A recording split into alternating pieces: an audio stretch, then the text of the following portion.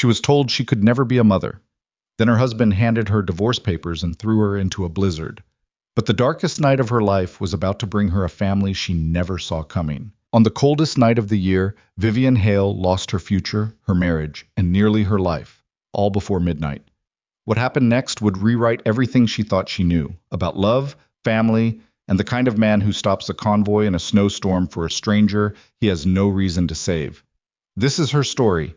Stay until the end, and drop the name of your city in the comments. I want to see how far this story travels.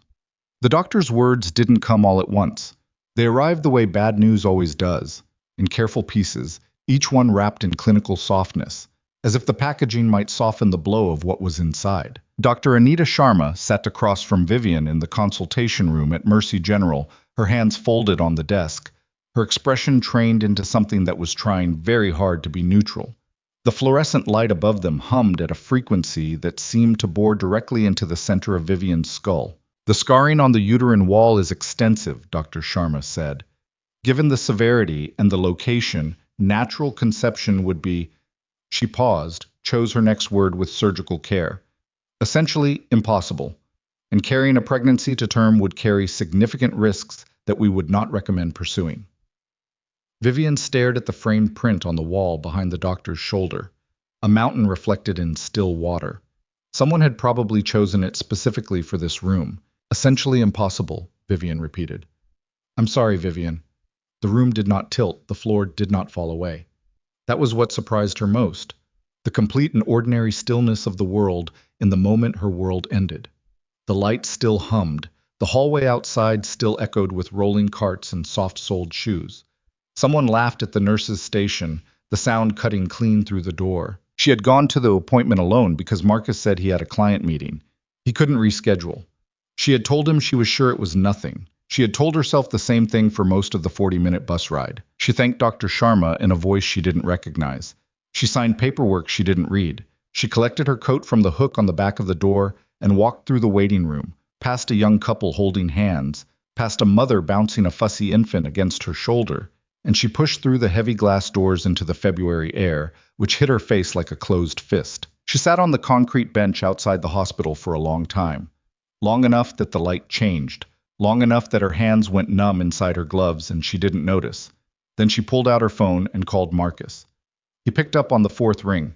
She could hear background noise, not an office, not a meeting, music, the soft clink of glassware. Viv, he said. Hey, how'd it go? She told him. Not all of it, not right away. She started with the doctor's name, the clinical language, tried to find the words that would frame it properly, that would let them meet this thing together.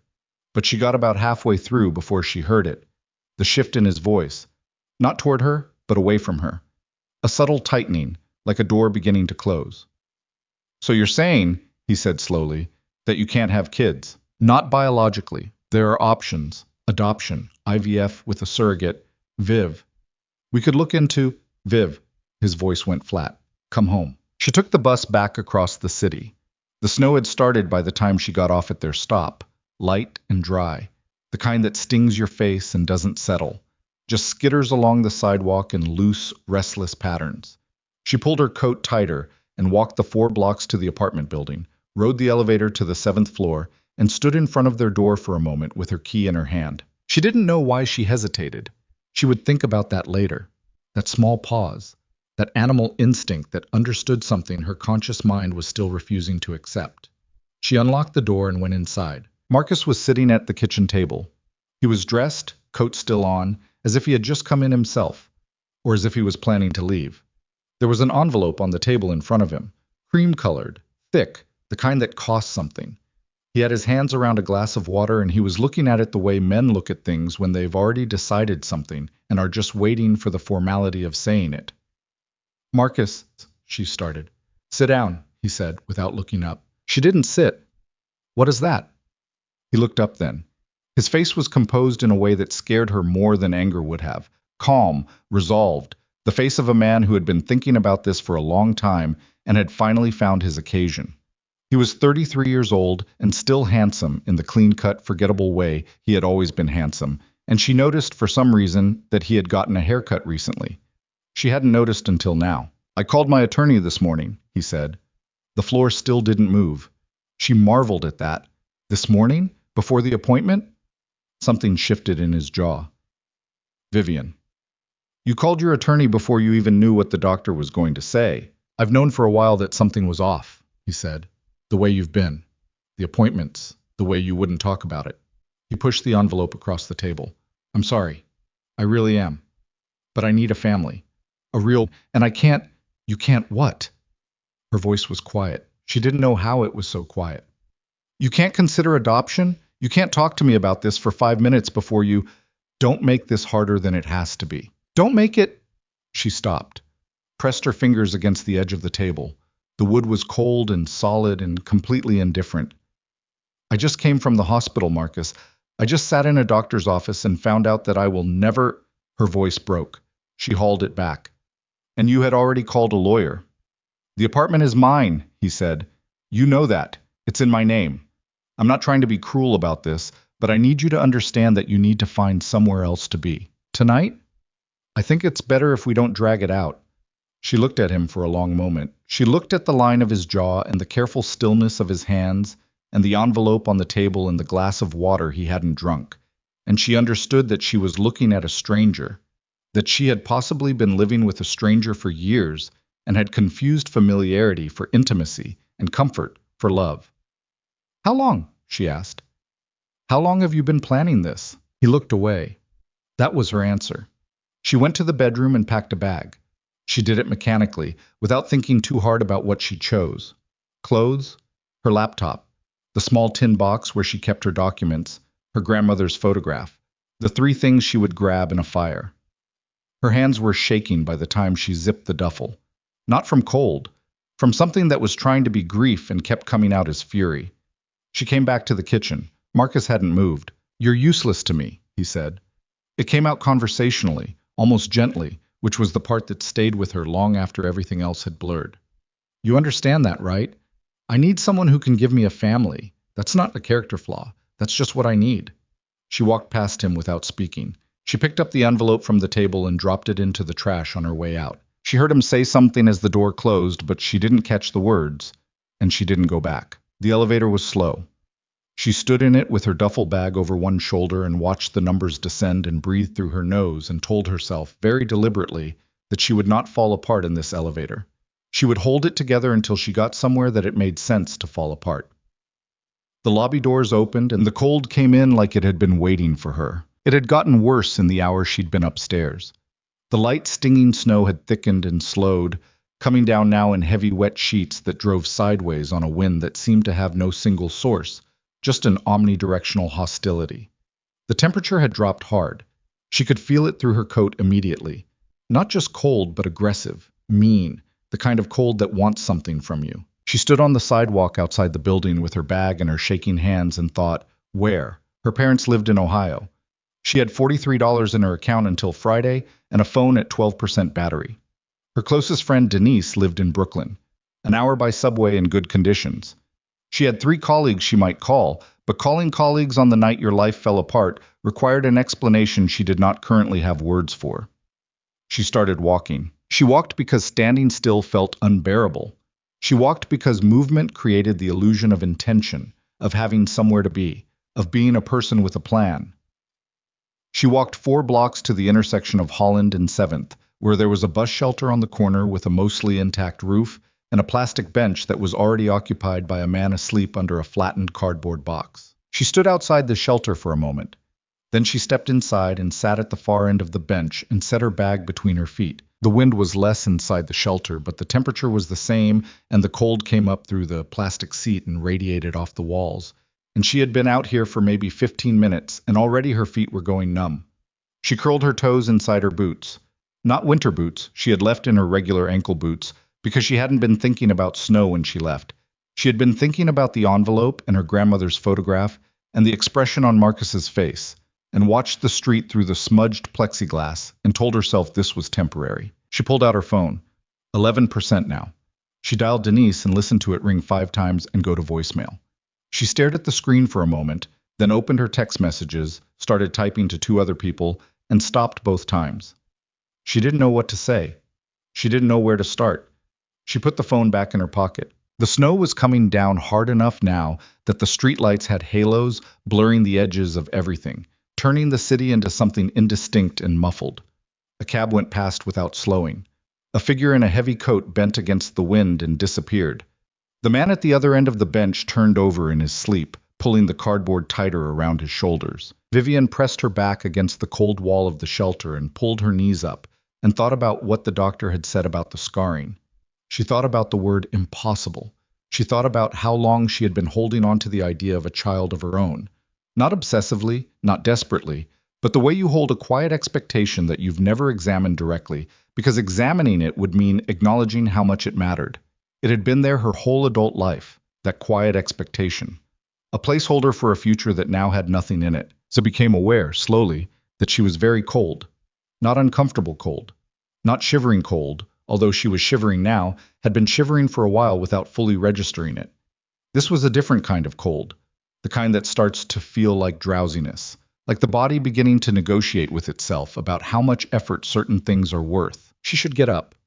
She knew she should get up and find somewhere warm, a diner, a drugstore, anywhere. But her legs felt heavier than they should have, and she was so tired. The kind of tired that comes from the inside rather than from lack of sleep. She thought, I should move. She thought, I'll move in a minute. The snow kept coming. She didn't know how long she sat there before she heard the engines. She heard them before she saw them. A deep, low sound that had nothing in common with ordinary traffic. A sound that carried weight and purpose, and the particular authority of vehicles that were not in the habit of yielding. She turned her head and looked through the plexiglass and saw the lights first. Not headlights, but something more deliberate. A convoy of 4 black SUVs moving through the blizzard in tight formation, occupying the center of the street with the unhurried confidence of things that belong wherever they are. They were slowing. She blinked. Blinked again. She couldn't tell if this was real or if the cold had started doing something to her perception. But the SUVs were stopping, right there at the intersection of Holland and 7th, in the middle of a blizzard, with no traffic signal to stop them and no apparent reason to stop. They were stopping. The lead vehicle pulled to the curb. The others followed. Vivian watched through the smudged plexiglass and thought, distantly, that this was a very strange thing. Then the door of the second vehicle opened, and a man stepped out into the snow. I was tall. She registered that immediately. The kind of tall that has nothing to do with slouch or posture, just an elemental fact. He wore a dark overcoat that the wind immediately tried to take from him, and he didn't reach for it, just let the coat swing open and walked forward with his hands loose at his sides, as if the blizzard was a mild inconvenience at most. Dark hair. Strong jaw. The kind of face that was difficult to read from a distance. Not blank, but controlled. The face of a man who chose, carefully, what to show. I was looking at the bus shelter. He was looking at her.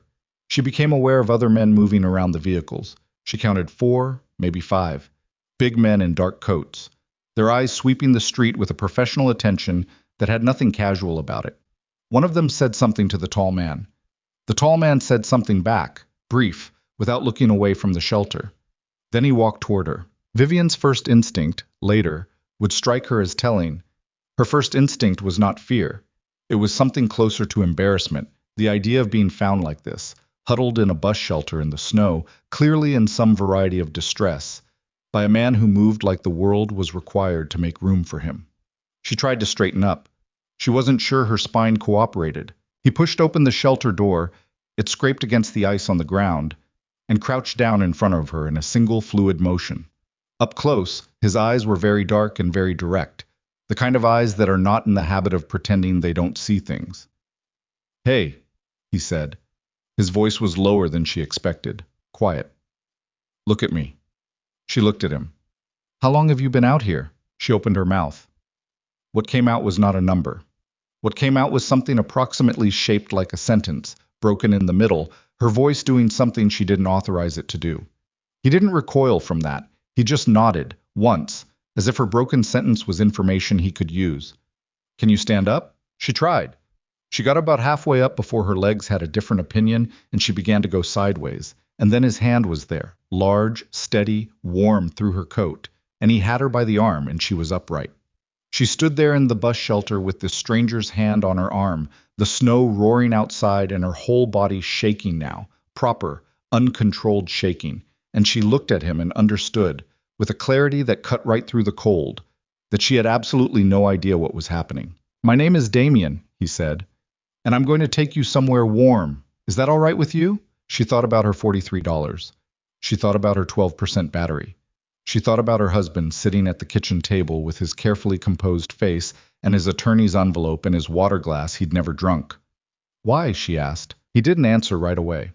He looked at her for a moment with those dark, direct eyes, and she had the strange sensation of being seen, not catalogued, not assessed, but actually seen, which was different, which was a thing she hadn't felt in longer than she could calculate. "Because you're freezing," he said.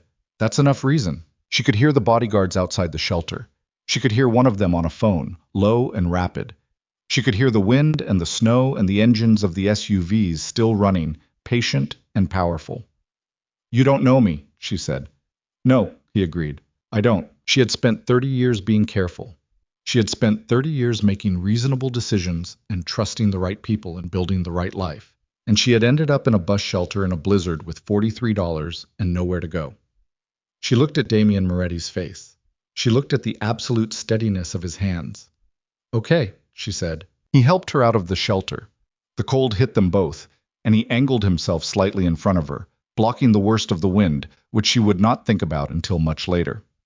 One of the bodyguards, enormous, face like a mountain, utterly expressionless, opened the door of the second SUV. As Vivian reached the vehicle, she heard a sound she hadn't expected, a child's voice coming from inside. "Damien, is she okay? Is the lady okay?" And a second voice, older, more guarded. "Who is she?" And then a third, the smallest, almost lost in the noise of the storm. "Is she going to be warm?" Vivian stopped with her hand on the doorframe and looked into the vehicle and saw three faces looking back at her. A small girl with wide eyes and wind-burned cheeks, a boy just crossing into adolescence with his jaw set in studied wariness, and a teenage girl in the back row who had the face of someone who had decided, at some point, that caring about new things was not worth the risk. For the second time that day, the floor failed to fall away. The world remained ordinary and present and humming. But something shifted, something quiet and stubborn and not yet nameable. It shifted. Damien put his hand briefly at the small of her back, not pushing, just indicating, and she climbed into the warmth of the vehicle and the door closed behind her and the convoy began to move, and Vivian sat in the dark leather interior with her wet coat and her duffel bag, and three children she had never met, and a man whose name she had learned 40 seconds ago, and she closed her eyes and let the warmth begin, slowly, to take her back. She didn't know where they were going. She didn't know who any of these people were. She didn't know that the little girl beside her, 6 years old, named Lucy, who had already reached out one small mitten-covered hand and placed it gently on top of Vivian's frozen fingers, was going to call her mom inside of 3 months. She knew nothing, but she was warm, and she was not alone, and somewhere beneath the numbness and the grief and the rubble of the day, something that had been convinced it was finished, something that had been sitting in the cold of that bus shelter long before tonight, felt, faintly, impossibly, the very first suggestion of a pulse. She opened her eyes when Lucy tugged at her hand. "We have hot chocolate at the house," the little girl announced, with the gravity of someone conveying critical intelligence. "Damien makes it with the real powder, not the mix. He says the mix is a crime." Vivian looked at her, 6 years old, round face, dark eyes that were somehow both shy and relentlessly direct. "Is it good?" Vivian asked. Her voice was still rough. Lucy considered this seriously. "It's the best," she said. "Don't tell him I said that because then he'll stop making it." "Why?" "Because he'll think we're spoiled." A pause. "We are a little spoiled." From the front passenger seat, the boy, Caleb, 11 years old, with his arms crossed and his jaw still set, said without turning around, "You don't have to tell her everything." "I'm just being nice," Lucy said. "You're always just being nice." "That's called being a good person, Caleb." The boy made a sound that was not quite a word and turned his face back toward the window. In the back row, Isla said nothing. She was 15, with the closed-off quality of someone who has learned that open things get broken. She was looking out her own window at the snow and her reflection in the glass, and she didn't look at Vivian, not directly, But once, just once, her eyes moved in the reflection and caught Vivian's and held them for half a second before sliding away. Damien was in the front passenger seat. He had not looked back again. He was saying something low and short to the driver, and the driver nodded once, and the convoy turned north. Vivian watched the city move past the window. She watched the snow carve the familiar streets into something strange and quiet, and she held Lucy's small hand, and she thought about nothing, and everything, and nothing again. And then the buildings began to change, grew larger, more setback from the road, the lots wider, the gates more deliberate, and the convoy slowed and turned through a set of iron gates that swung open at their approach. And she saw the house. House was the wrong word. It was the first wrong word of many she would think in the weeks ahead. It was a fortress made to look like a home, a vast stone structure set behind manicured grounds that the snow was currently doing its best to erase, every wing and extension of it lit from within, so that it glowed against the blizzard like something out of a dream that you weren't sure was good or bad yet. Security cameras on every corner. 2 men visible at the front entrance, big and still the way trained men are still. Iron fencing that went all the way around, disappearing into the dark. Lucy was already unclipping her seatbelt. "We're home," she announced, as if this required announcing. "I see that," Vivian said. The car stopped. The doors opened. The cold came in again briefly, before they were moving toward the entrance, Damien's bodyguards forming a loose perimeter that seemed almost casual until you looked at their hands. Vivian walked beside Lucy, who had taken her hand again with the easy confidence of a child who has never been told no about things that matter. The front door opened before they reached it. Inside was warm. Not just temperature warm, but somehow quality warm, the kind of warmth that a place accumulates from being lived in by people who needed it. The marble floors were cold-looking, but the hallway beyond was full of things that told a different story. Children's artwork framed on one wall, a pair of small rain boots left at an angle near the coat rack, a dog-eared paperback face down on the hall table. Someone had left a bowl of unfinished cereal near the staircase, and nobody had moved it yet. "You need dry clothes and something hot," Damien said. He was standing behind her. She hadn't heard him come inside. She turned. Up close, in the light, he was older than she'd first assessed, mid to late 30s, with the kind of face that carries its years in the texture rather than the surface. Crow's feet just beginning at the corners of those dark eyes, a scar along the jaw she hadn't noticed before. Not small, white and healed, but significant, the kind that invites questions and discourages them at the same time.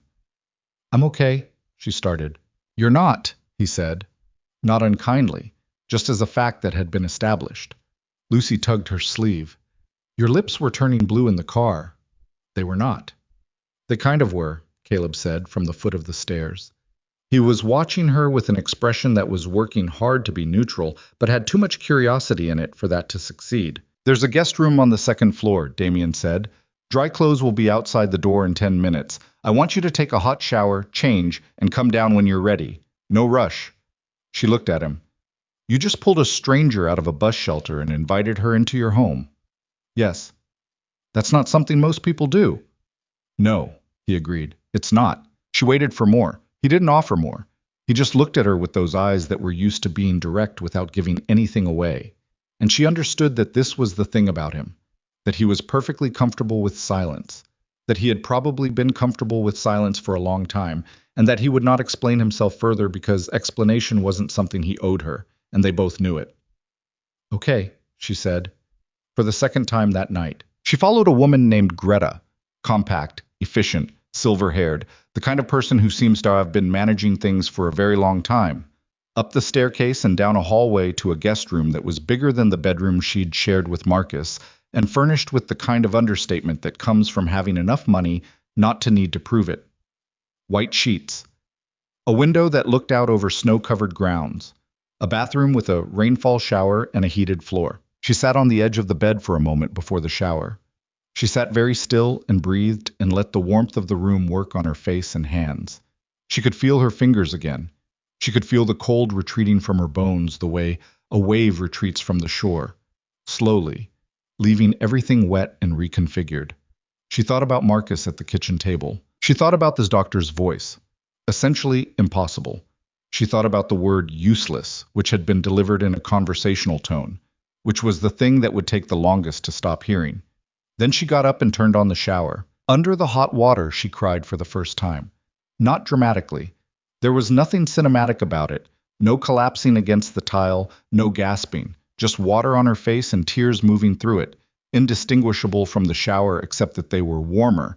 And she stood there and let it happen because she was alone and she was warm, and those were the two conditions required. She stopped when she was done and she turned off the water and she looked at herself in the fogged mirror, the pale, blurred shape of herself, edgeless and indistinct. And she said out loud to no one, "Okay, okay." It wasn't a solution. It wasn't even close to a plan. But it was a word, and she was the one saying it, and for now that was enough. Clean clothes were waiting outside the door as promised. A heavy soft sweater, oversized sweatpants, thick socks. No note. She put them on and they smelled like laundry detergent and something faintly woody. And she stood in the hallway and felt, briefly and strangely, like a person who had a place to stand. She found her way back downstairs by following the sound of children. The kitchen was enormous and warm and in a state of benign chaos. Lucy on the counter with her legs dangling. Caleb at the kitchen table with a textbook he was not reading. Isla in the doorway eating an apple in slow, deliberate bites. Damien was at the stove with his back to the room, and Vivian stood at the entrance and watched him stir something in a pot with the focused attention of a man who takes small tasks seriously, and she felt the strangeness of the scene work its way into her chest like something she didn't have a category for yet. "She's here," Lucy announced unnecessarily. Damien looked over his shoulder. "Sit down, it's almost ready." She sat at the kitchen table across from Caleb, who looked up from his textbook, assessed her, and looked back down. It was the same assessment she'd seen at the bus shelter. Not unfriendly, but not warm. Guarded. The look of a child who has learned that new people sometimes go away, and that the management of that possibility begins with not caring about them too quickly. She understood that look completely. "What are you studying?" she asked. He glanced up. "History." "What period?" A slight pause. "American Civil War." "Which aspect?" He looked at her more directly now, recalibrating. "Supply lines and logistics. It's more interesting than it sounds." "It sounds interesting," she said, and meant it. Caleb studied her face for a moment with the thoroughness of someone who is calibrating whether to believe a thing. Then he said, "Most people think it's just about battles." "Most people are wrong about most things," she said. Something moved in his expression. Not a smile, not quite. But the door, very slightly, creaked. Lucy handed her a mug and she looked down and it was hot chocolate. Real powder, not the mix. She looked up at Lucy, who was watching her with enormous expectation. Vivian took a sip. "Well?" Lucy demanded. "It's the best hot chocolate I've ever had." Lucy turned immediately to Damien. "She said it's the best." "I heard her," Damien said without turning around. "I told you," Lucy said, to no one in particular. "I always tell you." Vivian wrapped both hands around the mug and let the warmth move up through her palms and into her arms. Across the kitchen, Isla had come a step further into the room and was leaning against the wall, still eating her apple, still carefully not looking at anything. But she hadn't left.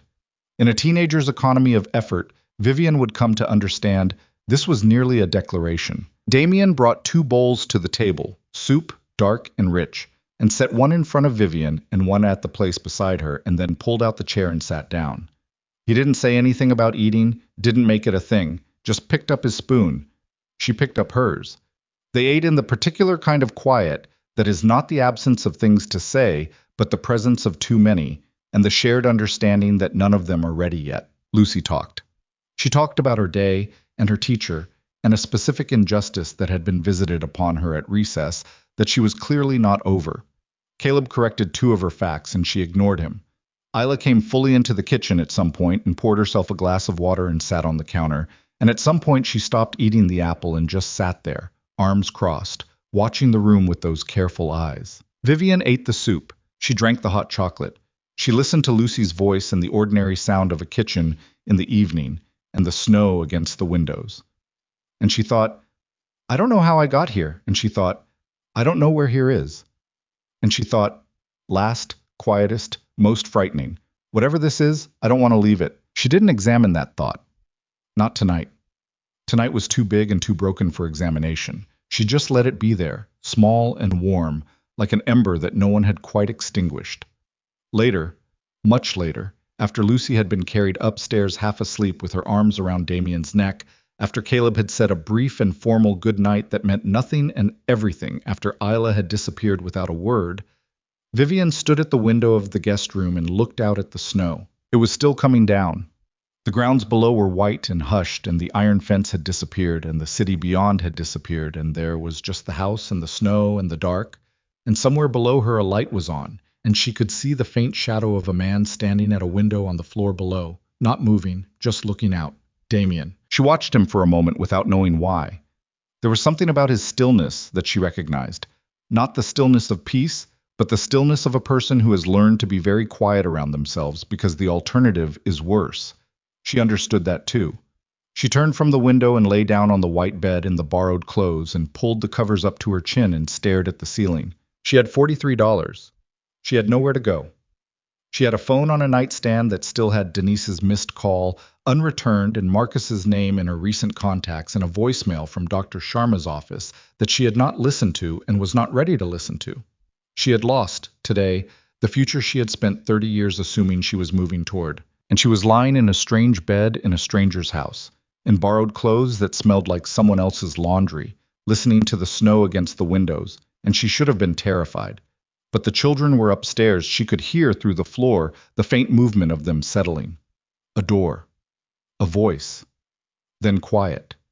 And in the quiet, against all reason, she slept. She did not dream about Marcus. She did not dream about the doctor's office, or the bus shelter, or the cold. She dreamed about a kitchen, and a small girl's voice saying, "She's going to be warm." She was still half inside that dream, its warmth, its sense of being somewhere that expected her, when she heard the sound. It came from down the hall. First, she thought it was part of the dream, or the house settling, or the wind. Then it happened again, and she recognized it. A child, awake and crying, and trying very hard not to be heard. She lay still for a moment. It wasn't her house. They weren't her children. She had been here for less than 6 hours, and she owed nothing and was owed nothing, and the reasonable thing was to lie still and let whatever adult was responsible for this house and these children handle whatever this was.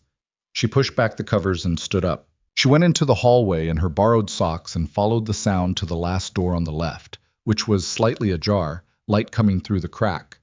She pushed the door open slowly and looked in. Isla, sitting on the floor with her back against the bed, knees pulled up, face tipped down, not crying audibly anymore. She must have heard the door, but her shoulders were moving with the effort of stopping, the hitching, silent kind of grief that is worse than the loud kind because it's learned to be ashamed of itself. Vivian stood in the doorway. Isla looked up. Her face went immediately into something harder and more controlled, a mask dropping down over the rawness. "What are you doing in here?" "I heard something." "I'm fine." "I know," Vivian said. And then, because she had been 30 years old today, and had learned, today, that most of the polite things people say are just shapes that hold nothing, she said, "I'm not going to pretend I didn't hear it." Isla stared at her. The mask held, but only just. Underneath it, barely visible, was the face of someone very young who had been pretending for a very long time. "You don't know me," Isla said. "No," Vivian agreed, "so you should just—" Her voice broke slightly, against her will. She reset it. "You should just go back." Vivian didn't move. She stood in the doorway and said nothing, and she did not leave, and she did not come further in, and she did not offer the kind of comfort that asks something in return. She just stood there, and after a long moment, Isla pulled her knees tighter to her chest and looked down at the floor, and the silence between them was not empty. "She died 4 years ago," Isla said, to the floor. "Today's the day." Vivian said nothing. "He always makes it a regular day. He says she would have wanted that." Isla's voice was flat and precise and working very hard. "Caleb believes him. Lucy's too little to understand." A pause. "I think it's worse when it's just a regular day." "I think so too," Vivian said. Isla looked up, startled. She had not expected agreement. She had expected the careful, slightly desperate adult pivot toward hope and perspective and things getting better. "It's worse," Vivian said, "because a regular day means the world doesn't know. And you can't explain why you feel the way you feel because from the outside there's nothing to point to. You're just a person in pain on a Tuesday." Isla said nothing for a long time. "Yeah," she said finally, very quietly. "Yeah." Vivian stayed. She didn't go into the room. She stayed in the doorway, her shoulder against the frame, and they didn't speak much. And what they did say was small and ordinary and beside the point. And eventually Isla stopped shaking and her breathing evened out and she looked less like someone fighting her own body. At some point, Vivian heard a sound at the end of the hallway. She turned and saw Damien standing in the shadow beyond the light, watching. He hadn't made a sound.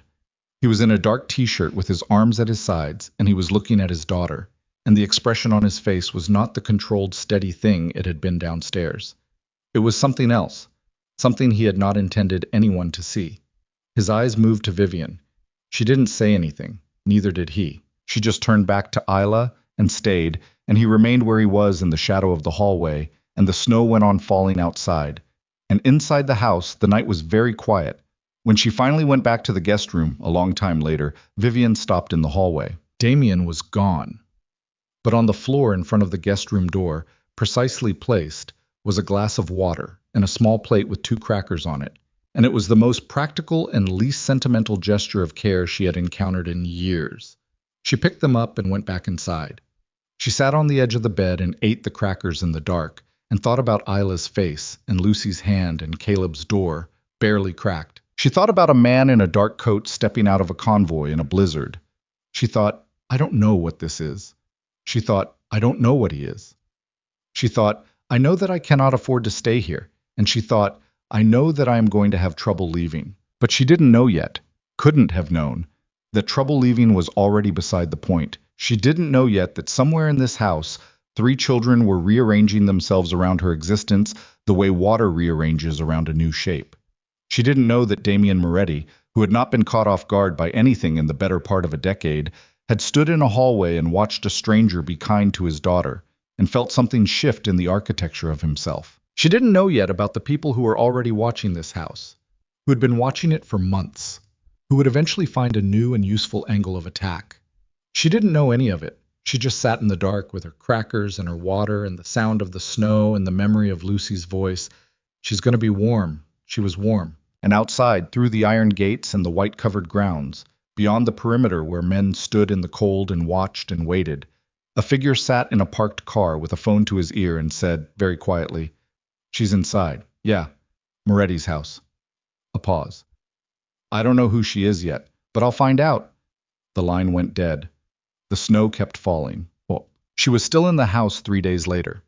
That had not been the plan. The plan, to the extent that she'd had one, lying in the dark eating crackers on that first night, was to sleep, recover some basic function, and leave in the morning with something resembling dignity.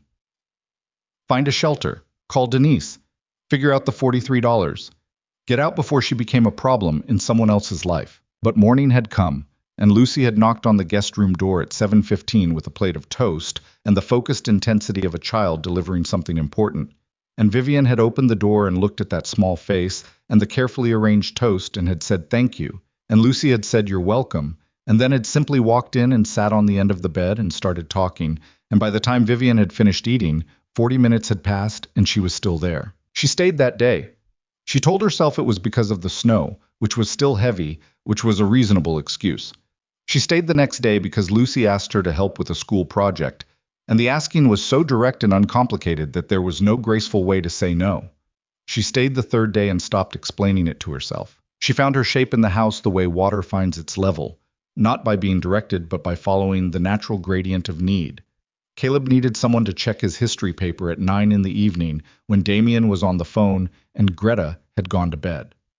Lucy needed someone to untangle the specific emotional complexity of a disagreement with her best friend that had 17 moving parts and required a patient audience. Isla didn't need anything, and said so clearly, but twice Vivian had been in the kitchen when Isla drifted in, and both times they had ended up talking, not about anything important, never about anything important, until Isla realized what was happening and remembered to be guarded again. Damien she saw in pieces. Morning coffee in the kitchen, brief and quiet. Dinner, where he ate with the children and asked real questions and listened to the answers with his full attention in a way that was striking mostly because it was so uncommon. Occasionally late at night, when she couldn't sleep and neither could he, passing in the hallway or finding each other both standing at the kitchen counter. And those were the conversations she thought about afterward. The ones that didn't start anywhere in particular and didn't end anywhere either. Just two people talking in the specific way that people talk when they're not yet ready to say what they actually mean. She knew things about him in layers. The surface layer was what anyone might notice. The security, the cars, the way his men moved around him with a particular deference that had nothing to do with ordinary employment. The second layer was what the children told her without telling her, that he had certain rules that were not negotiable, that there were rooms she had not been invited into, that his phone sometimes rang after midnight, and he answered it in a voice that was different from his kitchen voice. The third layer was what she began to assemble from the spaces between things.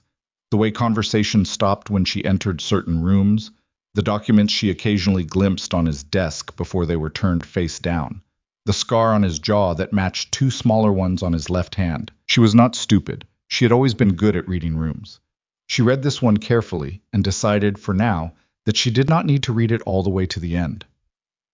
It was on the fourth morning that Damien came into the kitchen while she was helping Lucy practice her multiplication tables and sat down across the table and waited until Lucy had been sent upstairs to get her backpack, and then said, without preamble, "You can stay, if you need to." She looked at him. "I don't want to be a—" "I know you don't." He wrapped both hands around his coffee mug. "I'm not offering charity. The kids are—" He paused, chose the word carefully. "Better, since you've been here." "I'm a stranger." "You were," he said. "You're less of one now." She sat with that for a moment.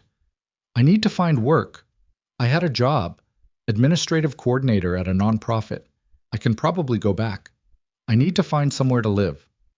"One thing at a time," he said. "That's very easy to say when you live here." Something moved at the corner of his mouth. Not quite a smile. "Stay until you have a plan that isn't just leaving for the sake of it." She looked at his hands around the mug. She looked at the kitchen. Lucy's drawings on the refrigerator, Caleb's backpack exploded across one chair, the particular warmth of a room that gets used. She thought about her apartment. She thought about the envelope she'd thrown in the trash. "Okay," she said. Third time. She was getting tired of that word doing all the heavy lifting. The conflict started in the second week. It started the way most real conflicts do. Not with a single dramatic event, but with the accumulation of small frictions that individually mean nothing and collectively mean everything. The first friction was Caleb. He had been thawing, slightly and reluctantly, in the way that 11-year-old boys thaw when they don't want to admit they like someone. He'd started showing her his history papers before handing them in. He'd corrected her twice about Civil War dates with the barely suppressed pride of someone who enjoys knowing things. He'd asked her once, in a voice calibrated to sound completely casual, whether she thought his teacher was right that his writing was too dry. She'd told him his writing wasn't dry, it was precise, and that there was a difference, and that his teacher probably meant he should write more about people instead of just events. He'd gone away and come back 2 days later with a revised paper that was measurably better, and had not thanked her, which she found completely endearing. Then she made the mistake of mentioning, over dinner, that she'd been an English minor. "You should have been an English major," Caleb said immediately. "Probably," she agreed. "Then why weren't you?" "My parents thought it wasn't practical." He frowned. "But it's what you wanted. Sometimes what you want and what you do aren't the same thing." "Why?" he said, with the particular aggression of someone who has not yet made enough compromises to accept that question. "Because other people's opinions have weight when you're young, and you let them." He was quiet for a moment, then, "Did you let them too much?" She looked at him. He was looking back at her with 11-year-old directness, which is the most unsparing kind. "Yeah," she said. "Probably. That's—" He started and stopped. "Go ahead." "That's kind of a waste," he said, with the bluntness of someone who hasn't yet learned to soften true things. It stung. She let it sting. "Yeah," she said again, "it is." Damien, across the table, was watching this exchange with his face very still, in the way it got when he was paying attention to something he didn't want to appear to be paying attention to. He said nothing. The second friction was larger, and came from the direction she least expected. She had gone to collect her remaining things from the apartment. She hadn't told Marcus she was coming. She had a key still, technically, and the divorce papers were not yet signed, and she needed her books, and her grandmother's things, and the rest of her clothes. She'd taken a cab and arrived mid-afternoon on a Wednesday, assuming he'd be at work. He wasn't at work. He opened the door before she got her key in the lock and stood there in the frame looking at her with an expression that she couldn't immediately read, and then could. And it was worse than she'd expected. It wasn't anger, it was something more complicated. Injured pride mixed with the specific rage of a person who has made a decision they're not sure about and cannot afford to be unsure about. "Where have you been?" he said. "I came to get my things." "Where have you been living, Vivian?" She pushed past him into the apartment. It looked the same. It smelled the same. It was completely foreign to her. "That's not your concern anymore." "It is if you're—" He stopped. She turned and looked at him. He was staring at the sweater she was wearing, which was the one she'd borrowed from the guest room, which was a man's sweater, large and dark. "Whose is that?" "Marcus." "I'm asking a question, and I'm not answering it." She went to the bedroom and got the boxes she'd left and started filling them. He stood in the doorway watching her with his arms crossed and that injured look sharpening into something else. "People are talking," he said. "Good for people." "Vivian, I'm serious. I'm hearing things about where you're staying, about who—" He stopped, started again. "Damian Moretti is not someone you want to be associated with. Do you understand what that name means? Do you have any idea?" "I know that he pulled me out of a snowstorm," she said without stopping packing. "I know that his children are kind. That's what I know." His children. The way he said it was a particular kind of contemptuous. "They're not even his." She stopped. She set down the shirt she was folding and turned and looked at him very directly. "Say that again." He had the sense to recognize what he'd walked into, but not the sense to walk back out of it. "I'm just saying, those kids aren't his. He bought them, or collected them, or whatever you want to call it. It's not a real family, Vivian. It's a—" "Stop talking," she said. "I'm trying to help you." "You threw me into a blizzard," she said, and her voice was very quiet, which was the voice she was learning to watch out for in herself. "You called me useless. And now you want to explain to me what a real family is?" The silence that followed was comprehensive. Marcus's jaw tightened, and then, because he was the kind of man who, when losing ground, reaches for the knife. "Sign the papers, Vivian. Whatever this is you're doing, playing house in some criminal's mansion, pretending to be a mother to kids who already lost one. It isn't going to last. And when it falls apart, don't expect me to—" She picked up her boxes and walked out of the room and out of the apartment and down the elevator and out of the building and stood on the sidewalk in the cold and breathed. In, out, in. She did not cry. She was done crying about Marcus. What she felt instead was something cleaner and more useful. A hard, settled clarity. The kind that comes when someone says the thing they should have kept to themselves and accidentally tells you exactly who they are. She knew who he was now. She'd known for a while, probably. But now she knew it in her bones. She went back to Damian's house. She didn't tell Damian about the conversation. But 3 days later, she found out she didn't need to. She came downstairs at 11 at night because she couldn't sleep and found Damian in the study at the end of the hall, the door not fully closed. She was going to pass it. Then she heard the tone of his voice and stopped. I was on the phone. He was standing with his back to the door, one hand on the window frame, and his voice was doing the thing she had started to recognize. Not loud, not threatening by volume, but carrying a particular weight that occupied the room completely. "I know who he is," Damian said. "I know what he's doing. Tell him to stop." A pause. "No, tell him that this is the only time I say it." Another pause, longer. "He's making calls. He's asking questions about my house, my kids, my—" A pause. "People who ask questions about my kids find that they have a great deal less to do with their time. Make sure he understands that." The call ended. Vivian stood in the hallway with her heart beating slightly too fast and thought about what she'd just heard and what it meant, which was several things at once, not all of them comfortable. She pushed the door open. He turned. He looked at her. He was not surprised.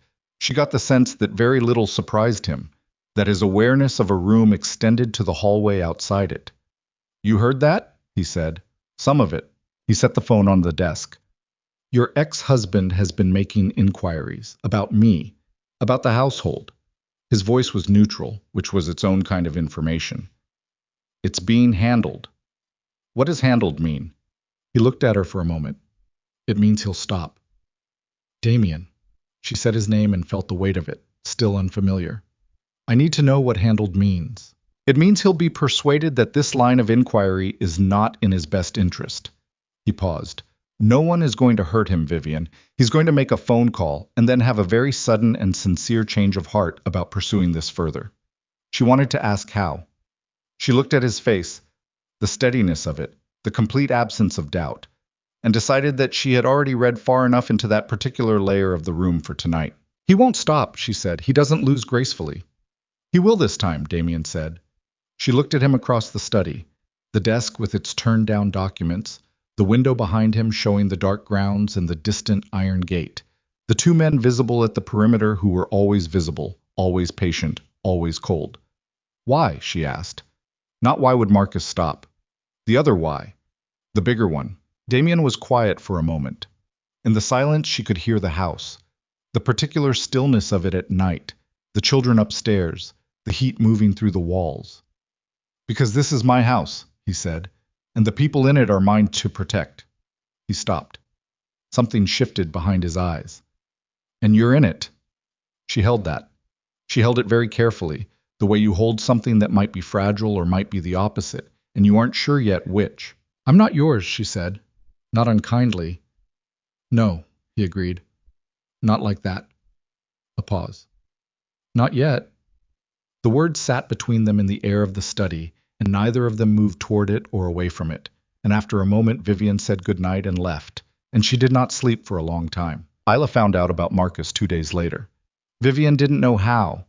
In this house, information moved in ways she hadn't fully mapped, but she came down for breakfast and found Isla at the counter with her arms crossed and her jaw set and an expression that said something had shifted overnight. Your ex is trying to get information about this house, Isla said, before Vivian could say good morning. Where did you hear that? I hear things. Isla's eyes were direct and a little angry. Is that why you're here? Because you're hiding from him? No. Are you going to leave when he backs off? Isla, I'm asking a real question. Her voice was flat and hard and trying to be older than it was. Because I've done this before. People show up, they're around for a while, and then they leave. And there's always a reason that sounds real. I just want to know if that's what this is. Vivian looked at her. 15 years old with that mask so firmly in place that you could almost miss what was underneath it. Almost. I don't know what this is, Vivian said, which was the truth. But I'm not leaving because things got difficult. That's not who I am. People always say that. I know they do. Isla looked at her for a long moment. The mask didn't drop, not entirely. But something behind her eyes shifted, a minor and involuntary concession, the kind you can't take back once you've made it. Okay, she said, turned back to her cereal. Done with it, or pretending to be. Vivian went to the coffee maker and poured herself a cup and stood at the counter and thought about how much she meant what she'd just said. Enough. She meant it enough. Which was not the same as all the way, but it was more than she'd meant anything in a long time.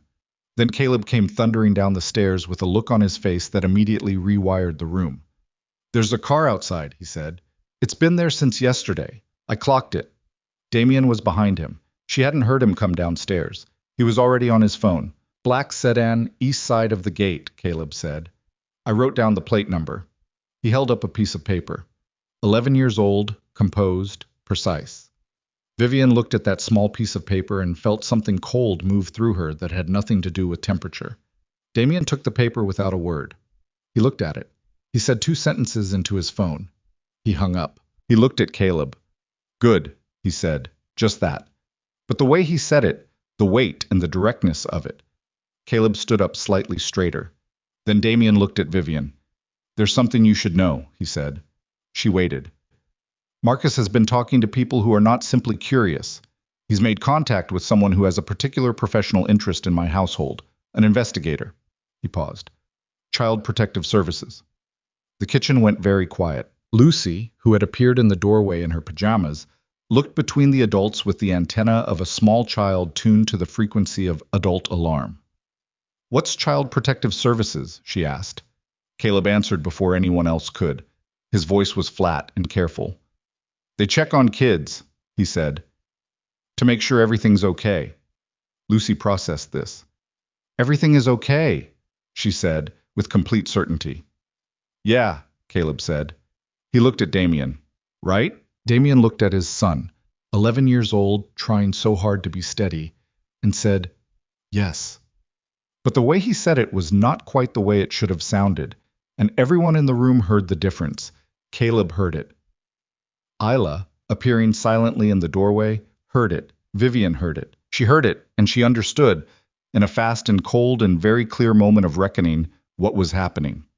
Marcus, who had called her useless, who had thrown her into the cold, who lost things gracefully about as well as a building loses a wall.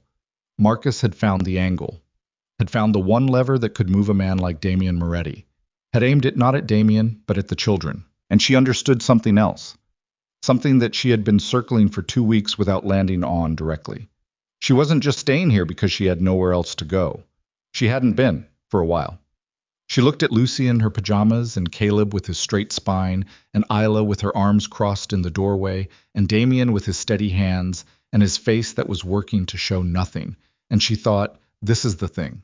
This is the thing I've been pretending isn't happening. These people, this kitchen, this house. This is it. And Marcus, who understood nothing about her, who had never looked at her the way even an 11-year-old boy looked at her when she told him his writing was precise and not dry, Marcus had found the exact right thing to threaten. She set down her coffee cup. "Tell me what you need," she said to Damian. Her voice was steady. She was a little surprised by that. He looked at her. Really looked at her. The full weight of it. The way he looked at things when he had decided to stop pretending he wasn't looking. "I need this household to be above question," he said. "Every room, every routine, every—" "Then that's what it will be," she said. "Vivian." His voice dropped slightly. "If they come here and they find anything they can use, they won't. You don't know what they're looking for." "I know what they won't find," she said. "They won't find children who aren't loved. They won't find a house that isn't a home. They can look at every room." He was silent. Caleb said quietly from the table, "She's right." Damian looked at his son, then back at Vivian, and the look on his face in that moment, she would carry it for a long time afterward. Not soft, not sentimental. Just the look of a man who has spent years building walls and is encountering, for the first time in longer than he can calculate, something he cannot build a wall around.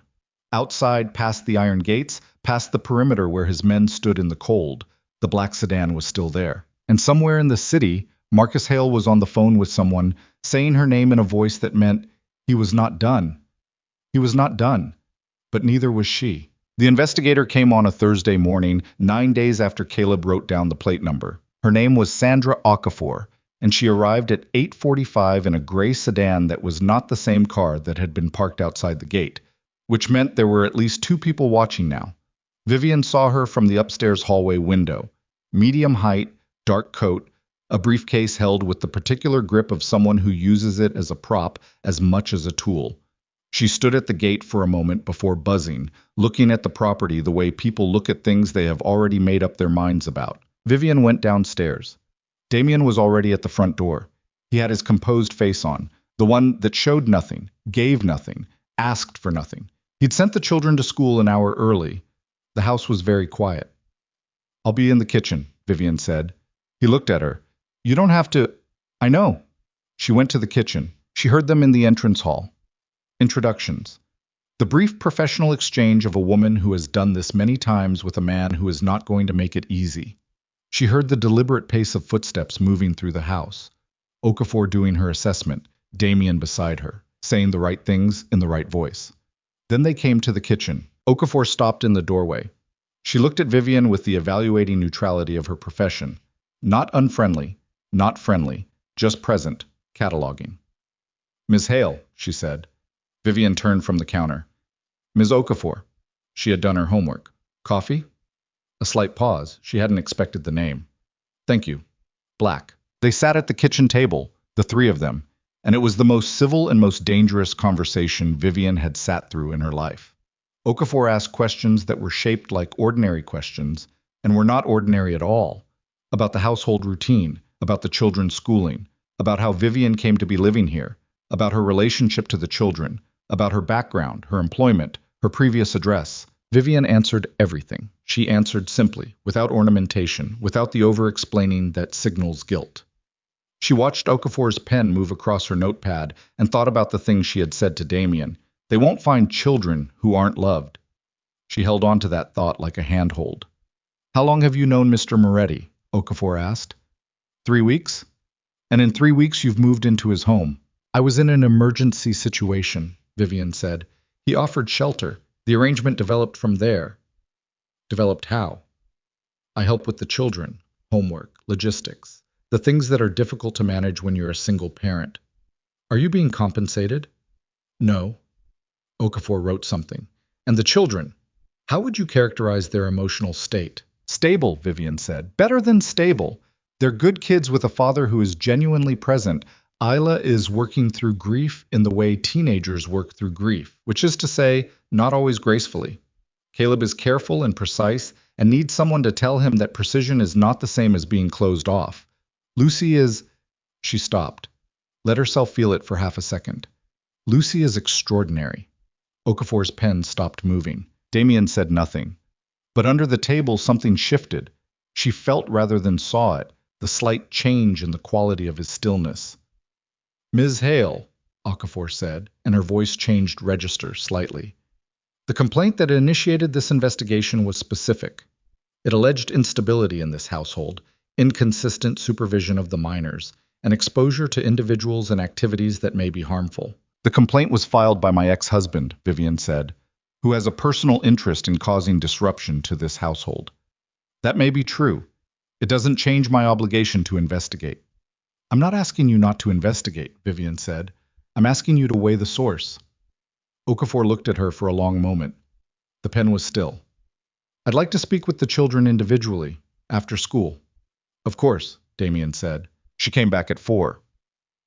Vivian picked the children up herself. Damien had suggested it without making it a suggestion, and she understood why. A woman at the school gate looked different than 2 large men in an SUV. She walked Caleb and Lucy back through the front door and sat with them at the kitchen table for 20 minutes before Okafor arrived, just talking, just being present, letting the house be itself. The interviews were in the living room one at a time, with the door open. Vivian stayed in the kitchen and did not listen. She heard Lucy's voice, steady and a little proud, the way Lucy talked about things that mattered to her. She heard Caleb's voice, shorter answers, but answers. She did not hear Isla's voice because Ila came home late, and when she came in through the back door and saw the gray sedan in the driveway, she stopped completely and stood in the kitchen doorway and looked at Vivian. What's happening? She said. It wasn't a question. Someone from Child Protective Services, Vivian said. She's talking to the others. Isla's face went through several things very quickly. Then it went still in the way it got when she was making a decision. Okay, she said. Set her bag down. I'll talk to her. You don't have to. Yeah, I do. She looked at Vivian. This is because of your ex. Yes. Isla held that for a second. Something moved through her expression that was not quite anger. It was older than anger, more tired. Fine, she said, and went into the living room. Okafor left at 6. She told Damien she'd be in touch within 2 weeks with her assessment. She was professional and neutral all the way to her car, and gave nothing away, which was either good or bad, and there was no way to know which. The house that night was quiet in a different way from its usual quiet. They ate dinner, and nobody talked much, and Lucy, who was normally impossible to shut up, ate most of her food without saying anything, and then asked if she could watch television, which she never asked because she never had to. Vivian did the dishes. Damien stood in the kitchen after the children were upstairs, and she was aware of him behind her, the weight of his presence, and didn't turn around. She was doing her job, Vivian said. I know. The kids were good. They were. A pause. Isla was... He stopped. Something in his voice was off-center in a way that was unusual for him. She turned around then. His face was not composed. Not entirely. There was something in it that she had not seen before. Not fear. He was not a man who did fear easily, but something adjacent.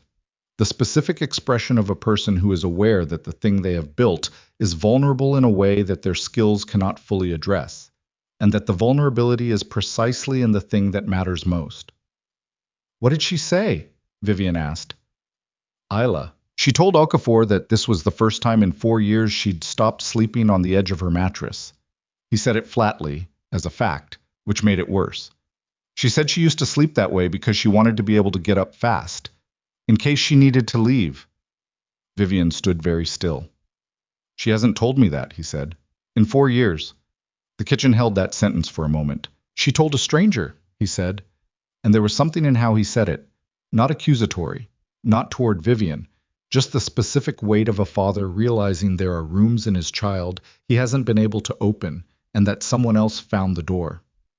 She told someone who wasn't going to feel guilty about it, Vivian said. Okafor is a stranger. Strangers don't carry it the same way. Isla knew you'd carry it. He looked at her. She was protecting you, Vivian said, the way she thought she was supposed to. He was quiet for a long time. Long enough that she turned back to the sink because looking at his face in that moment felt like something she hadn't been invited to do. She shouldn't have to protect me, he said. No, Vivian agreed. She shouldn't. The 2 weeks passed in a state of suspended tension, ordinary on the surface, a live wire underneath. Vivian had gone back to her job by the second week, the nonprofit, letting her return without ceremony, and she took the bus each morning and came back each evening, and the rhythm of it felt both strange and steadying, proof that she still had a life outside these walls, that she was here by choice. She told herself that daily. Sometimes she believed it. Marcus had gone quiet, which was worse than when he was loud. The black sedan stopped appearing outside the gate. She knew this meant nothing, knew, from the particular quality of Damien's silence on the subject, that something had happened, that the phone call had been made, that Marcus had been persuaded in whatever way Damien persuaded people. She did not ask. She had decided not to ask about certain things. She was aware this was a compromise she was making, and she made it with her eyes open. On a Tuesday evening in the third week, she was in her room. Her room, she had started thinking of it as hers, reviewing applications for a graduate program in social work that she had not told anyone about yet, when Damien knocked on the open door. She closed the laptop. He came in and sat in the chair by the window, the first time he had done that, come into this room, and looked at her with the directness that she had stopped finding startling and started finding something else she didn't have a word for yet. Tell me something about yourself, he said. Something I don't know. She looked at him. That's a broad category. Narrow it. She thought for a moment. I used to draw, she said. Architectural drawings. Not buildings, interiors. The way spaces work. I stopped in college because someone told me it wasn't serious. The same someone who told you English wasn't practical. She paused. Different someone. Same category of wrong. He was quiet for a moment. Why do you let people tell you what's serious? I stopped, she said. Did you? She looked at him. The window behind him showed the dark grounds, the distant lights of the perimeter. You're not in a position to ask that question, she said. He raised an eyebrow slightly. You run an empire, she said. You wear the coat and the cars and the men at the gate, and that's all real. I'm not naive about what that means.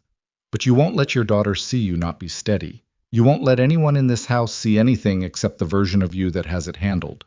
She paused.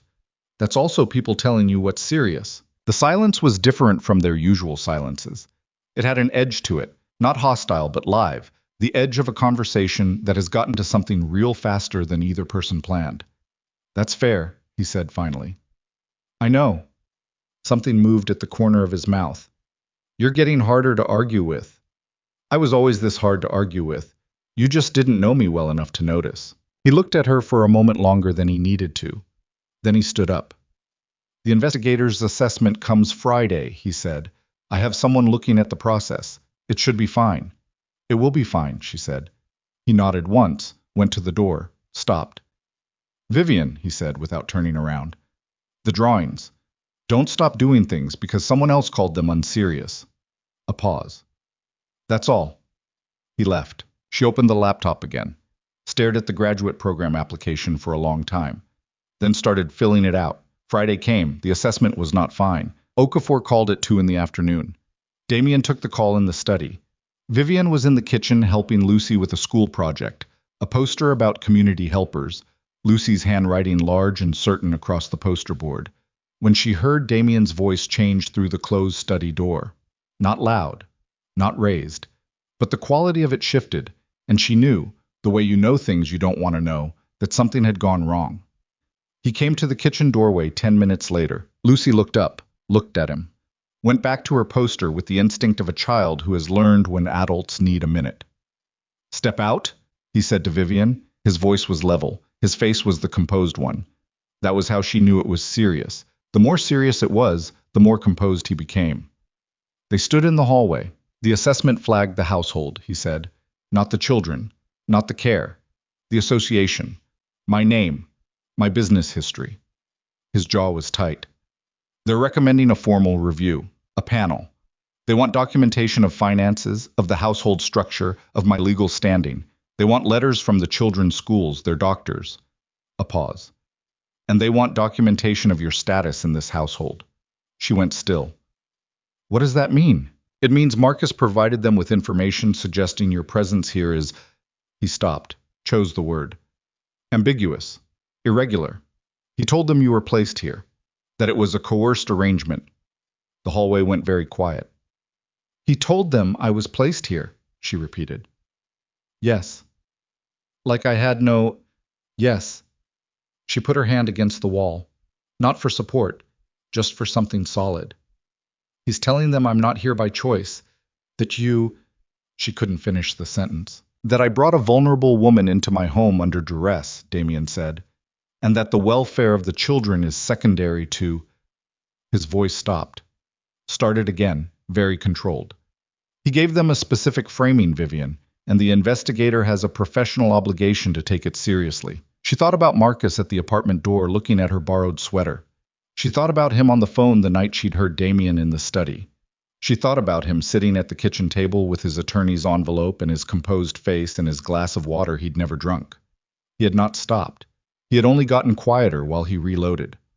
What happens if the review goes badly? She asked. Damien looked at her. For a moment the composed face slipped, just slightly, just enough.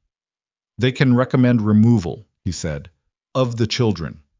The word removal landed in the hallway like something dropped from a height. Lucy was in the kitchen 4 feet away, coloring community helpers on a poster board. Caleb would be home from school in an hour. Isla had a track meet and would be back by 5. They can take them, Vivian said. Not a question. It would require a court order. It would be contested. I have lawyers. He said it like a man who is aware that lawyers are not enough, and is saying the word anyway because it is the thing he has. But if the review panel... How long? She interrupted. How long until the review? 3 weeks. She stood in the hallway and thought about 3 weeks and what they had, and what Marcus had done, and what it would cost to fight it, and what it would cost not to. Tell me everything they need, she said. Vivian, all of it. Every document, every letter, every piece of paper they want. Tell me. She looked at him directly. And tell me what Marcus gave them. Exactly what he said. Damien looked at her for a long moment. Then he told her. He told her about the statements Marcus had made to Okafor in a follow-up call. That Vivian was emotionally unstable following a medical diagnosis. That she had no stable housing, no financial independence, no social network. That she had entered the household in a state of crisis and had been absorbed into it in a way that was not... This was the word Marcus had used. And it was a careful word, a lawyer's word, not voluntary in any meaningful sense. She listened. She stood in the hallway with her hand on the wall, and she listened to every word, and she did not let her face do what it wanted to do. He used the diagnosis, she said when Damien finished. Yes. He told them I found out I can't have biological children and that I'm... Her voice held. He told them that's why I'm here, that I'm using your children to fill something. Yes. She looked at the wall. She looked at the particular texture of the plaster, and she thought about what it meant to have the most private thing, the thing she had not even fully processed herself, the thing she had cried about once in a borrowed shower and then put away. She thought about what it meant to have that thing handed to strangers by the person who was supposed to have been her partner. He's not wrong that I can't have children, she said. Her voice was very even. He's wrong about everything else. I know that. The panel won't. Not yet, Damien said, but they will. She turned and looked at him. His face was still composed, still controlled, but his hands, she had started reading his hands over the past 3 weeks, the way they moved or didn't move, his hands were not entirely still. Damien. She said his name the way she had in the study, the night of the phone call, with weight. Is there anything in this house that they can use? Anything real? Not Marcus's version? Anything that actually gives them cause? He held her gaze. A long moment. My past is not clean, he said. I know that. There are aspects of my business history that are... I know that too. Then you know that if they go deep enough? Is there anything that touches the children? She said. Directly. Anything that has ever come close to them? His answer was immediate. No. Then we fight it, she said. It's not that simple. I know it's not simple. I didn't say simple. I said we fight it. She looked at him. Those kids are not going anywhere. Lucy is not going to wake up one morning and find out the family she finally has is gone because my ex-husband decided to burn everything on his way out. Something broke in Damien's composure. Not completely. Not the whole thing. But a crack. Visible. Real. I've kept them safe for 4 years, he said, and the rawness in it was unexpected and complete. Every threat, every risk, I managed all of it. And now some man in an apartment uptown is going to... He stopped. His jaw was tight enough that the scar on it went white. I don't lose things, Vivian. I don't. But I don't know how to fight this kind of thing. Courts and panels and documented instability. That's not my... He stopped again. I know, she said quietly. I don't know how to fix this. She had never heard him say, I don't know. She had never expected to. It was the most unguarded sentence she had heard from him since the night in the hallway outside Isla's door, when she had seen his face do something he hadn't chosen. You don't have to fix it alone, she said. He looked at her. That's the point, she said. That's the thing Marcus doesn't understand. He thinks I'm here because I have nowhere else to go. He thinks I'm a variable you can use against the household. She held Damien's gaze. But I'm not a variable. I'm someone who is choosing to be here. And if you'll let me help, I will take apart every single thing Marcus has built, and I will hand this panel a household so clearly, undeniably real that there will be nothing left to question. The hallway held that. From the kitchen came the sound of Lucy humming to herself, the quiet scratch of a marker across poster board, a child making something out of nothing with complete and unselfconscious confidence.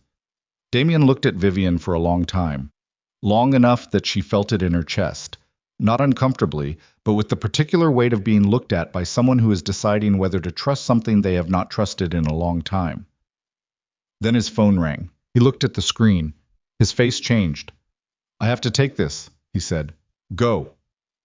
He went back to the study. The door closed. She stood in the hallway alone for a moment. Then she heard his voice through the door.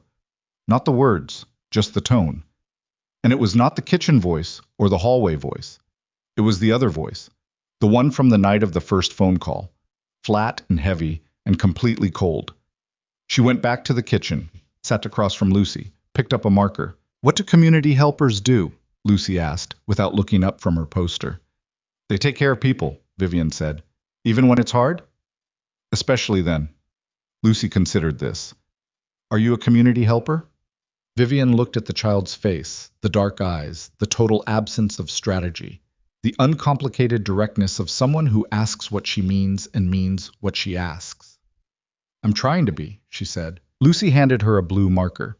You can color this one, she said, pointing to a figure on the poster. That's the lady who helps families. Vivian took the marker, and in the study Damien's voice dropped so low she couldn't hear it at all, and she understood that whatever was happening in that room was a different category of problem than anything they had discussed in the hallway, and that it was moving toward them whether they were ready or not. She colored the figure carefully, neatly, inside all the lines. Outside it had started to snow again. The phone call in the study lasted 11 minutes. Vivian knew because she watched the clock on the kitchen microwave while she colored Lucy's community helper figure, tracking the minutes. The way you track the sound of weather, not wanting to predict it, unable not to. When Damien came out, Lucy was showing Vivian a correction she wanted to make to the poster's border, and Vivian looked up and read his face in the half-second before he arranged it and understood that whatever had been on that phone was not the CPS review, was not Marcus, was not anything they had already been managing. It was something new. Lucy, he said, take your poster upstairs and finish it in your room. Lucy looked at him. She was 6 years old, and she was not stupid. Is everything okay? Everything's fine. Upstairs. She gathered her markers with the resigned efficiency of a child who has been dismissed before and knows arguing has a cost. At the kitchen doorway, she stopped and looked back at Vivian with an expression that was half question and half something older, something she'd learned from watching adults manage their faces. I'll come check on it later, Vivian said. Lucy went upstairs. Damien sat down across the table. He put both hands flat on the surface in front of him, which she had come to recognize as the thing he did when he was managing something from the inside. Marcus went to someone else, he said. What does that mean? It means he found someone in my business circle who has reason to want leverage over me. Someone who was willing to use what Marcus gave them. His jaw was tight. There's going to be a story, a journalist. Marcus gave an interview, documented, recorded, alleging that this household is a front, that the children are... He stopped. She waited. That the children are here as a cover, he said, for the appearance of legitimacy. The kitchen was completely silent. He said that, she said, flatly. Not a question. It goes to print in 48 hours unless I give this journalist something better. Something better. An interview. Access. A cooperative source who makes the story about Moretti the reformed family man instead of Moretti the criminal using children as camouflage.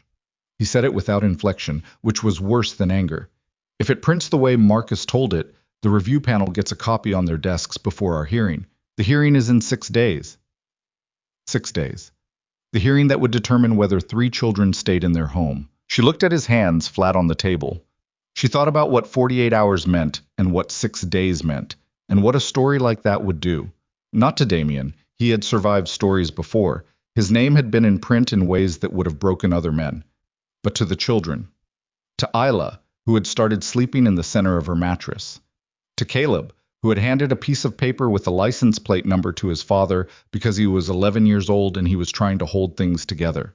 To Lucy, who had handed a stranger a mug of hot chocolate and a small mittened hand and had never once questioned whether that was safe. What does the journalist want? She asked. Access to the household, the children on record, which I will never allow, and a primary source. He looked at her. They want you.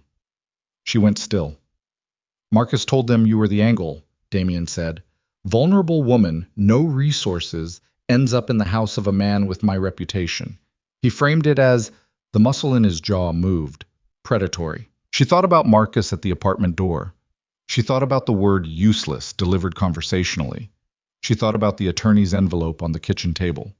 He had spent their entire marriage making her smaller, and he was still doing it from across the city, still finding ways to make her into a version of herself that needed rescuing or managing or explaining, still refusing to allow her the dignity of her own choices. What happens if I talk to them? She said. You change the story. If you go on record, your words, your account, your version of how you came to be here.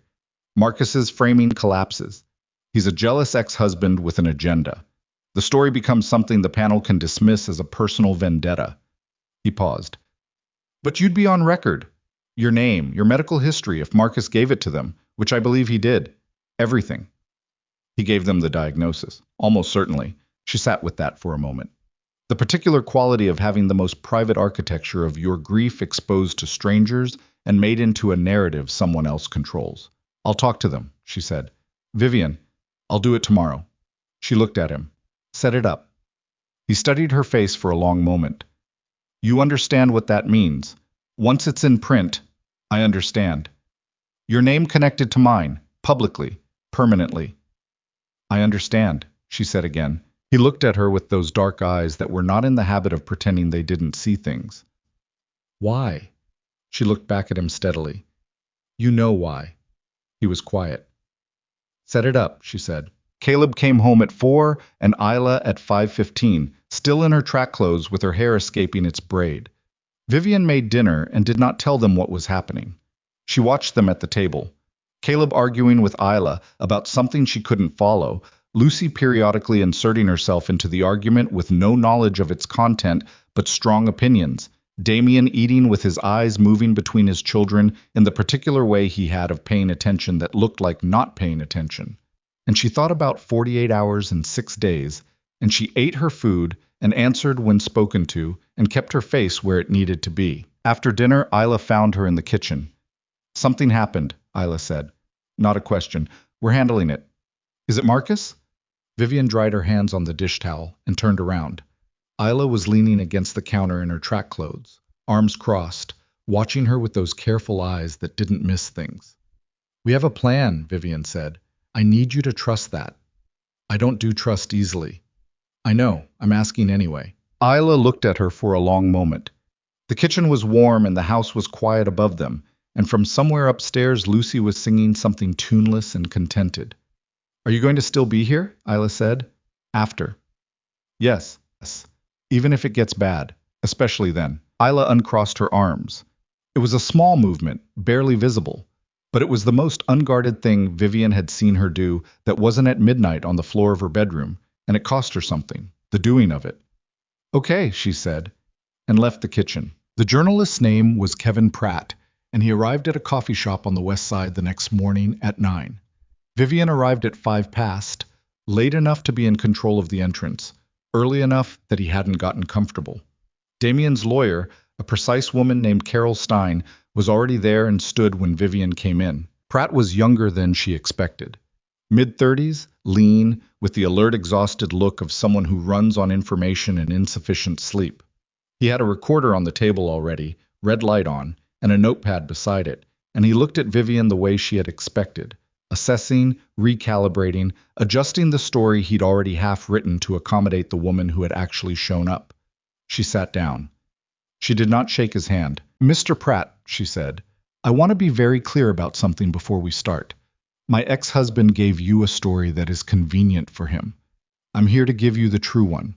Those are different things, and when you print this, you will need to decide which one you're in the business of telling. Pratt looked at her, then at Carol Stein, then back at her. Ms. Hale, he said, why don't you tell me how you met Damien Moretti? She told him, all of it. The doctor's office, the bus shelter, the cold that had started to feel like sleep. She told him about Lucy's hand and Caleb's license plate and Isla on the floor of her bedroom. She told him about the borrowed clothes and the crackers outside the door, and the hot chocolate made with real powder. She told it without sentiment, without ornamentation, exactly the way it happened. Pratt's pen moved. The recorder's red light blinked. Your ex-husband alleges, Pratt said carefully, that your presence in the household is, and I'm quoting his language, not fully voluntary. My ex-husband, she said, threw me into a blizzard the night I found out I couldn't have biological children. He had already contacted a lawyer before I got home from the hospital. He told me I was useless. She looked at Pratt directly. He is not an authority on what I choose to do with my life. Pratt wrote something. He also provided documentation suggesting Mr. Moretti's business activities. I'm not here to discuss Damien Moretti's business, she said. I'm here to discuss 3 children who have a father who shows up for them every single day, and a home that is as real as any home I have ever seen. If your story says otherwise, you should be prepared to defend that to people who have been inside that house, because I'll make sure they're available. Pratt sat back slightly. He was recalculating. She could see it, the story reshaping itself in real time. The angle Marcus had sold him becoming more complicated, more contestable, less clean. Ms. Hale, he said, are you in a relationship with Damien Moretti? No. Are you in love with him? She looked at Pratt for a long moment. She thought about the crackers outside her door. She thought about the hallway voice dropping low enough that she couldn't hear it. She thought about his hands flat on the kitchen table. That's not your story, she said. Print what matters. Carol Stein put her hand briefly on Vivian's arm. Good, steady, done. Vivian stood up, nodded at Pratt, and left. Outside on the sidewalk. The cold hit her face, and she stood for a moment with her eyes closed and breathed. In, out. Her phone buzzed. Damien. She answered. How did it go? He said. I don't know yet, she said, but he's going to have to rewrite it. A pause. You all right? Ask me in 6 days. The story ran the next morning. Not the story Marcus had sold. A different one. Vivian Hale, 30 years old, administrative coordinator, former wife of Marcus Hale, speaks about the night she nearly died in a snowstorm and the family she found on the other side of it.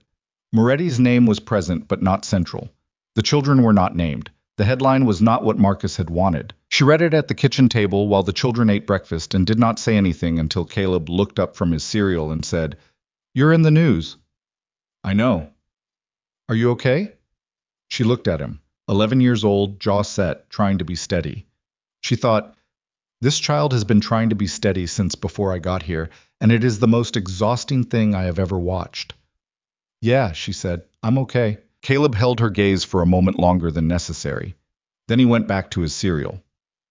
Marcus called at 8:45. She let it go to voicemail. He called again at 9. She listened to the voicemail in the hallway, his voice tight and controlled, and underneath the control, something she hadn't heard from him before, which was panic. She deleted it. The hearing was in 4 days, and then 3, and then 2. On the night before the hearing, Damien found her in the guest room at 11. She had the graduate program application open again. She had submitted it 2 days ago, but kept opening it, some habit of checking a thing she'd already done. He stood in the doorway. "You should sleep," he said. "So should you." He came in and sat in the chair by the window, the way he had before. Outside the grounds were dark and cold, and the iron gate was visible at the far edge of the light. "Whatever happens tomorrow," he started. "Don't," she said. He looked at her. "Don't do the thing where you prepare me for the bad version," she said. "I've been prepared for the bad version my whole life. I'm done with that." He was quiet for a moment. "I was going to say, whatever happens tomorrow, you should know that these 3 months—" He stopped. Started differently. "I don't bring people into my house. I don't do that. Ever." "I know. So you should understand what it means that you're here." She looked at him across the room. The window behind him, the dark grounds, the gate. His hands in his lap, not quite still. "I know what it means," she said quietly. "Do you?" She held his gaze. "Yes." The room held that for a moment. Then he stood up. "Sleep," he said. "I need you sharp tomorrow." "I'm always sharp." "I know." And again, just barely, that thing at the corner of his mouth that wasn't quite a smile, but was something. "That's why I need you there."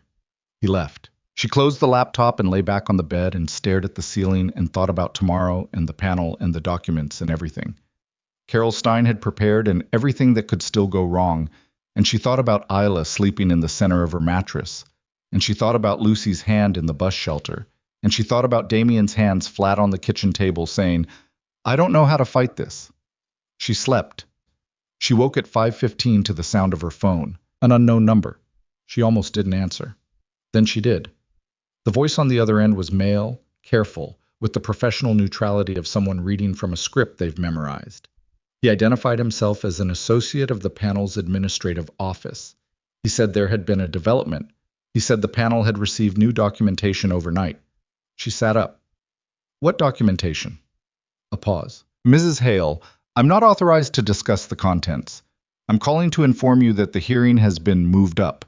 It's this morning, 7:30. That's 2 hours from now." "Yes." "What new documentation?" Another pause. Longer. "The submission was made by a Mr. Marcus Hale," the man said. "It includes financial records, communications, and a sworn affidavit." She was already out of bed, already moving to the door. "What kind of financial records?" "Ms. Hale, I'm not—" "What kind?" The pause on the other end of the line told her everything before the words did. "Records suggesting," the man said, with the slow precision of someone who has been told to say exactly this and nothing more, "that your presence in the household is compensated, that you are, in effect, employed by Mr. Moretti in an undisclosed personal capacity." The hallway was dark. The house was asleep. Somewhere above her, 3 children were still in their beds. She stood in the hallway with the phone at her ear and understood what Marcus had done. He had found bank records, or fabricated them. She didn't know yet, couldn't know yet. Her mind was moving too fast for that distinction. He had found or created documentation that made her look like a hired arrangement, that turned every choice she had made in 3 months into a transaction, that stripped her presence in this house of every bit of its realness and replaced it with something that looked on paper like something else entirely. He had not just attacked Damien. He had attacked her. He had taken the thing she had built, slowly, carefully, against every reason not to, and he had tried to make it look like something purchased. She knocked on Damien's door. He opened it in 10 seconds, fully awake, which told her he hadn't been sleeping either. He read her face before she said a word. "What happened?" he said. She told him. His face did not move. Not one muscle, not one degree of change, and that was how she knew, finally, the full depth of what Marcus had done. Because Damien Moretti, who had stood in a blizzard without flinching, who had taken every phone call in that flat and dangerous voice without flinching, went absolutely and completely still. "The affidavit," he said. "Does it name—" "I don't know the contents, but Damien—" She stopped. Something had occurred to her, something cold and fast. "The bank records. If they're fabricated, Carol can challenge them. But if there's anything in your actual accounts that could be misread—" "There isn't," he said. Then 1 beat later, There shouldn't be. She looked at him. He met her eyes. And for the first time since the snowstorm, since the bus shelter, since the first night and all the nights after, for the first time she saw something in his face that was not control or composure or the specific deliberate steadiness he maintained like a structure. She saw doubt, not about her, about something else, something in his own house, his own accounts, his own history, something that he was turning over in his mind in real time and not liking what he found. "Damien," she said. His jaw was tight. The scar on it was white. "Damien, what is it?" He looked at her for a long moment. The hallway was dark. The house was sleeping. In 2 hours they would be standing in front of a panel that had received overnight documentation from a man who had spent 3 months turning their lives into ammunition. "There are accounts," he said very quietly. "From before the children, before I—" He stopped. "They're clean now. Everything I've done for the past 5 years is clean, but before—" "How far before?" "6 years. Are they findable? He looked at her, and she understood from his face, from the particular quality of that look, that yes, they were findable, that Marcus, or whoever Marcus had hired, had found them, that the thing Damien had spent 5 years building a wall around was now in a folder on a panel administrator's desk. Downstairs, a door opened. They both turned. Isla stood at the bottom of the stairs in the dark, in her pajamas, looking up at them. She had the face she got when she already knew something was wrong and was deciding whether to pretend she didn't. She looked at Damien, then at Vivian. "Tell me the truth," she said. "Are they going to take us?" The hallway was very quiet. Damien opened his mouth, and Vivian said, before the composure could reassemble itself into something protective and managed and slightly less than honest, "Not if I can help it." Isla looked at her. "Get dressed," Vivian said, "both of you." She turned back to Damien, whose face was doing something she had not seen it do before, cracking, slightly, at the edges, in the way that things crack when they have been holding for a very long time. "Call Carol," she said. "Right now. Tell her everything. Every account, every record, every piece of your history that could be in that folder." She held his gaze. "All of it, Damien. No more walls, not today." He looked at her for one long, unguarded moment. Then he picked up his phone. Carol Stein arrived at 6:45 in a black car with 2 associates and a leather bag that she set on Damien's kitchen table and opened without ceremony. She was 51 years old and had the face of someone who had been in rooms like this before. Not this kitchen specifically, but rooms where the floor had dropped out overnight and someone needed to figure out what was underneath before 7:30. She did not waste time on reassurance. She pulled out a tablet and looked at Damien and said, "Tell me everything. Start with the oldest account and work forward. Don't editorialize, just facts." Damien told her. Vivian sat at the far end of the table and listened to things she had not heard before. Not the shape of them, she had understood the shape, but the specific weight. Accounts and names that weren't his opened between 7 and 9 years ago, when the organization he ran was something different from what it was now, when the money that moved through it was not the kind that has clean documentation. He spoke without inflection, without apology, with the particular flatness of someone who has made peace with what they were and is now only interested in what it costs. Carol typed. Her associates typed. Nobody looked at Vivian. At 6:58, Carol said, "These accounts, are they dormant?" "For 5 years," Damien said. "Any activity in the last 3 years?" "No." "The funds in them? Declared?" A pause. "Partially." Carol looked at him over the tablet. "How partial?" He told her the number. It was not a small number. Carol's expression did not change. She typed. "The documentation Marcus submitted. It's unverified. He's a private individual with no subpoena power. Whatever he gave them, he obtained through channels that may themselves be challengeable." She looked up. "Which means if his source is dirty, his documentation is inadmissible in a formal proceeding. The panel is a welfare review, not a court. Their standards are different, but their charter requires them to weigh source credibility." She looked between Damien and Vivian. "Who did Marcus use to get these records?" "I don't know yet," Damien said. "I have a guess," Vivian said. They both looked at her. "He called me useless," she said, "the night he gave me the divorce papers. He said it the way people say things they've been thinking for a long time, not the way people say things that just occurred to them.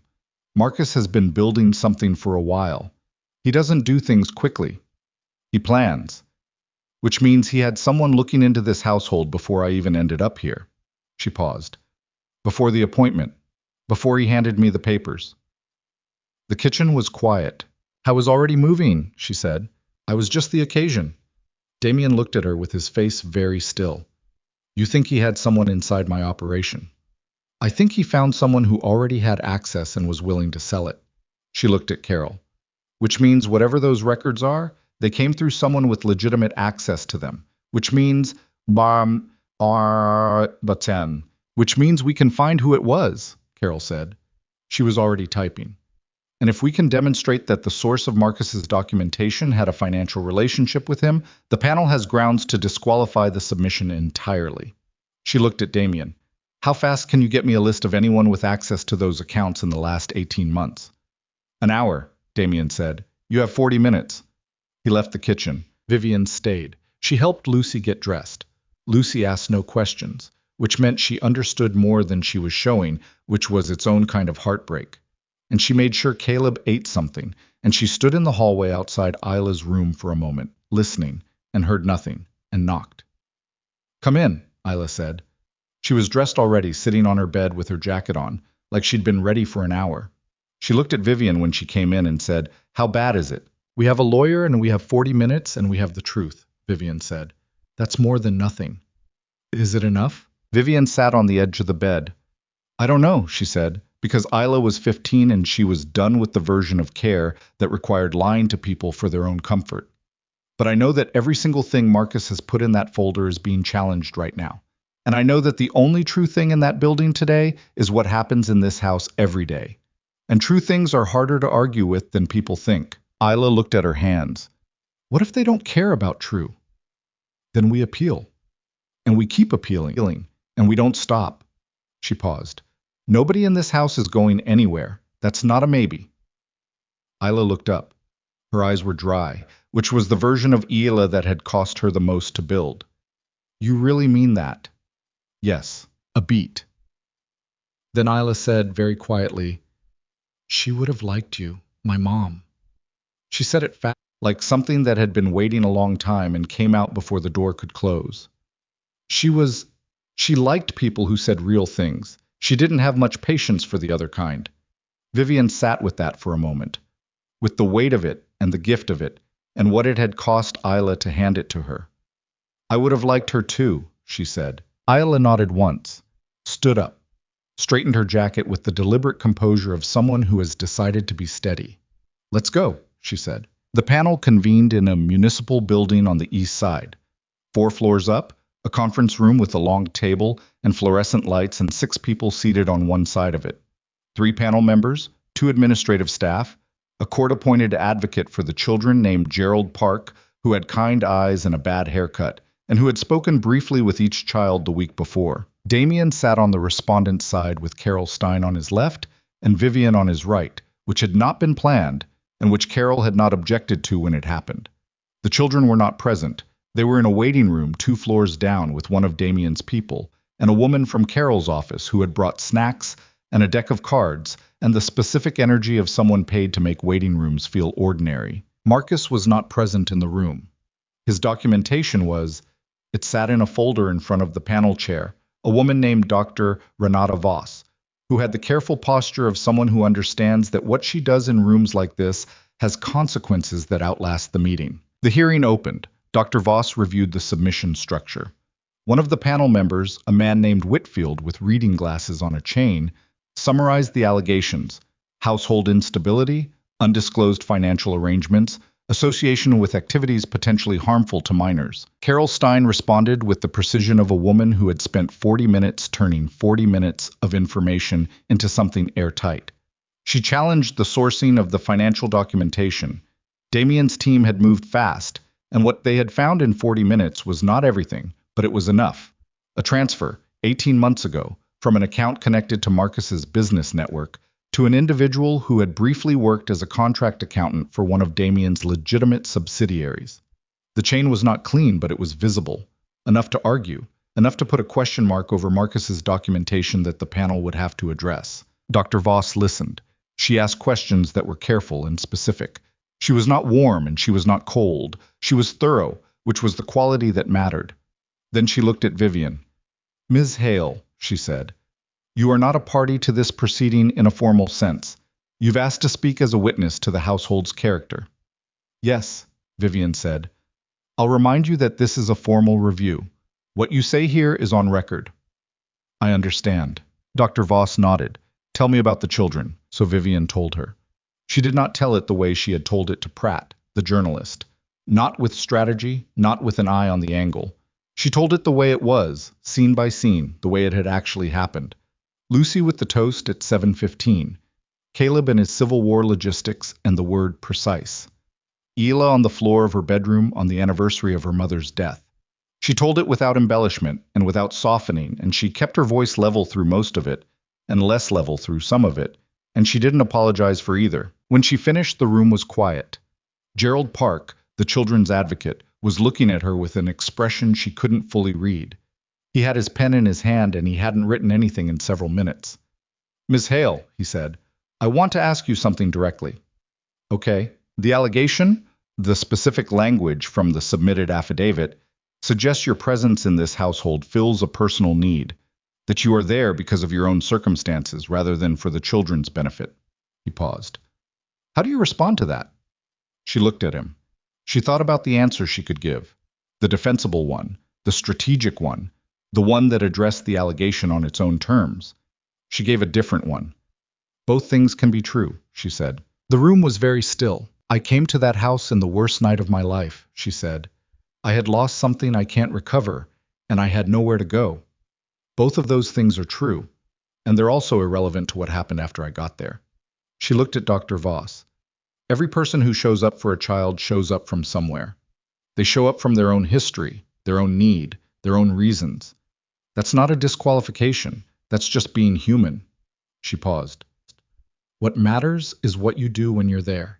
And what I did when I was there was show up, every day, for all three of them. And I will keep doing that whether or not this panel approves of how I arrived." Dr. Voss held her gaze for a long moment. Then she looked at the documents in front of her and made a note and said, "Thank you, Ms. Hale." The panel deliberated for 2 hours and 17 minutes. Vivian sat in the hallway outside the conference room with Damien and Carol and did not speak much. At some point a cup of coffee appeared in her hands. She didn't know who had put it there. It was bad coffee, municipal building coffee, and she drank all of it. Damien sat with his elbows on his knees and his hands loose and looked at the floor with the expression of a man who has run out of things he can do and is encountering the full discomfort of that. "You did everything right," she said quietly. He looked at her sideways. "I did everything I could. That's not the same thing." "No," she agreed, "but it's what you had." I was quiet for a moment. "The accounts. The old ones." He set it to the floor. "I've spent 5 years trying to make sure that wasn't the thing that defined everything. That the kids never had to—" He stopped. "It wasn't the thing that defined everything," she said. "They have it in a folder." "Folders don't define things," she said. "What you do after defines things. 5 years of doing it differently. That's in a folder too. It just doesn't look as dramatic." He looked at her, fully, the whole weight of it. "How are you this steady right now?" "I'm not," she said. "I just look it." Something moved in his face that she had only seen a handful of times, and that cost him something each time. "Vivian." "Don't," she said, the same way she'd said it the night before, but differently this time. Not a deflection, more like a request. "Not yet. Let this resolve first. Let us be on the other side of this before you say the thing." "Understood." He looked back at the floor. They waited. At 12:43, the conference room door opened and Carol was called back in. Vivian and Damien stayed in the hallway. Damien stood up. He walked to the window at the end of the hall. It looked out over the street, gray and cold, ordinary city going about its ordinary morning, and stood there with his back to the hall and his hands in his coat pockets. Vivian watched him. She thought about the first time she'd seen him from behind, through smudged plexiglass, stepping out of a convoy in a blizzard, walking toward a bus shelter without hesitation. She thought about how she had watched that and felt, first, embarrassment about being found like that, and how much had changed since then, how thoroughly that instinct had been replaced by something else she didn't have a single clean word for. Carol came back out at 12:51. Her face was controlled in the way that lawyers' faces are controlled, which meant nothing. She walked toward them and stopped and said, "The panel has concluded its review." Damien turned from the window. "The submitted documentation was flagged for source integrity concerns and given reduced evidentiary weight," Carol said. "The panel's assessment, based on household observation, witness testimony, and the Children's Advocate's report, finds no substantive grounds for removal or modified custody arrangement." She paused. "The case is closed. No further review is scheduled unless new credible evidence is presented." The hallway was very quiet. Damien said nothing. His jaw moved once. Then he looked at the ceiling for a moment, not dramatically, just briefly, the way people look at ceilings when they are managing something they have not had practice managing. Vivian sat down on the hallway bench and put her face in her hands for a moment and breathed. Just breathed. In, out, in. When she looked up, Damien was looking at her. He had come away from the window and was standing in front of her, and his face was the most open she had ever seen it, all the careful architecture of it temporarily suspended, and she understood that this was what he looked like when he wasn't managing anything, when he was just a man who had been very afraid and was no longer afraid and was letting that be visible. She stood up. She didn't plan what happened next. She put her hand on his face, her palm against his jaw, against the scar. And he went very still, and she said very quietly, "Go get your kids." He put his hand over hers for one moment, held it there. Then he went down the stairs. She stood in the hallway with Carol and listened to the sound of his footsteps. And then, from 2 floors down, the sound of a small girl's voice going from ordinary to ecstatic in the space of a single syllable. And she stood there and let that sound work its way through her until she felt it in her hands. Carol put a hand briefly on her shoulder, said nothing, then went to pack her bag. The ride home was loud in the way that relief is loud. Not celebratory exactly, because they were all too tired for celebration, but released, the specific noise of people who have been holding something very heavy and have just been told they can set it down. Lucy talked without stopping for most of the ride, which was the sound of Lucy returning to herself. Caleb sat beside Vivian and was quiet, but let his shoulder rest against hers, which was his version of the same thing. Isla sat in the back with her head against the window and did not talk, but at one point caught Vivian's eye in the reflection of the glass and held it for a long moment, and what passed between them did not need a word. "Marcus called that afternoon," Vivian answered. She had thought about this moment. She had imagined it going several ways, with anger, with the cold dignity of someone who has won, with nothing at all. What she actually felt, sitting in the kitchen of Damien's house with the afternoon light coming through the window and Lucy's poster now hanging on the refrigerator, was very little. Not forgiveness. She was not in the business of cheap forgiveness, the kind that costs nothing and changes nothing. Not contempt either. Something quieter and less satisfying than either. The particular feeling of looking at someone and finding that they have less power over you than you once thought, and that this has been true for a while, and that the process of understanding it was the whole thing. "It's over, Marcus," she said. "Vivian, you can talk to Carol Stein's office about the documentation you fabricated.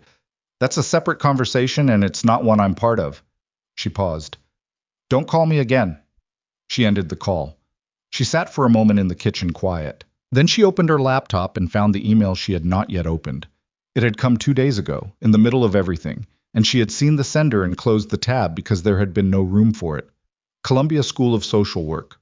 The subject line, your application, spring cohort. She opened it now. She read it twice. Then she sat very still with the laptop open and the afternoon light on her hands and felt something move through her that she had not felt in a long time. Not relief, not exactly, and not joy, not exactly, but the specific sensation of a door opening in a direction you had stopped believing existed.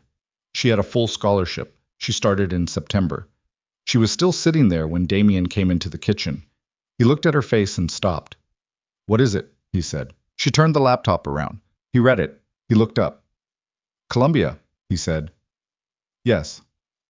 "Social work." "Yes." She looked at him. "Helping children, adoptive families, kids who—" She stopped. Tried again. "Kids who need someone to fight for them the way someone should have been fighting for them all along." He looked at her for a long moment. "You've been working on this?" "For a while."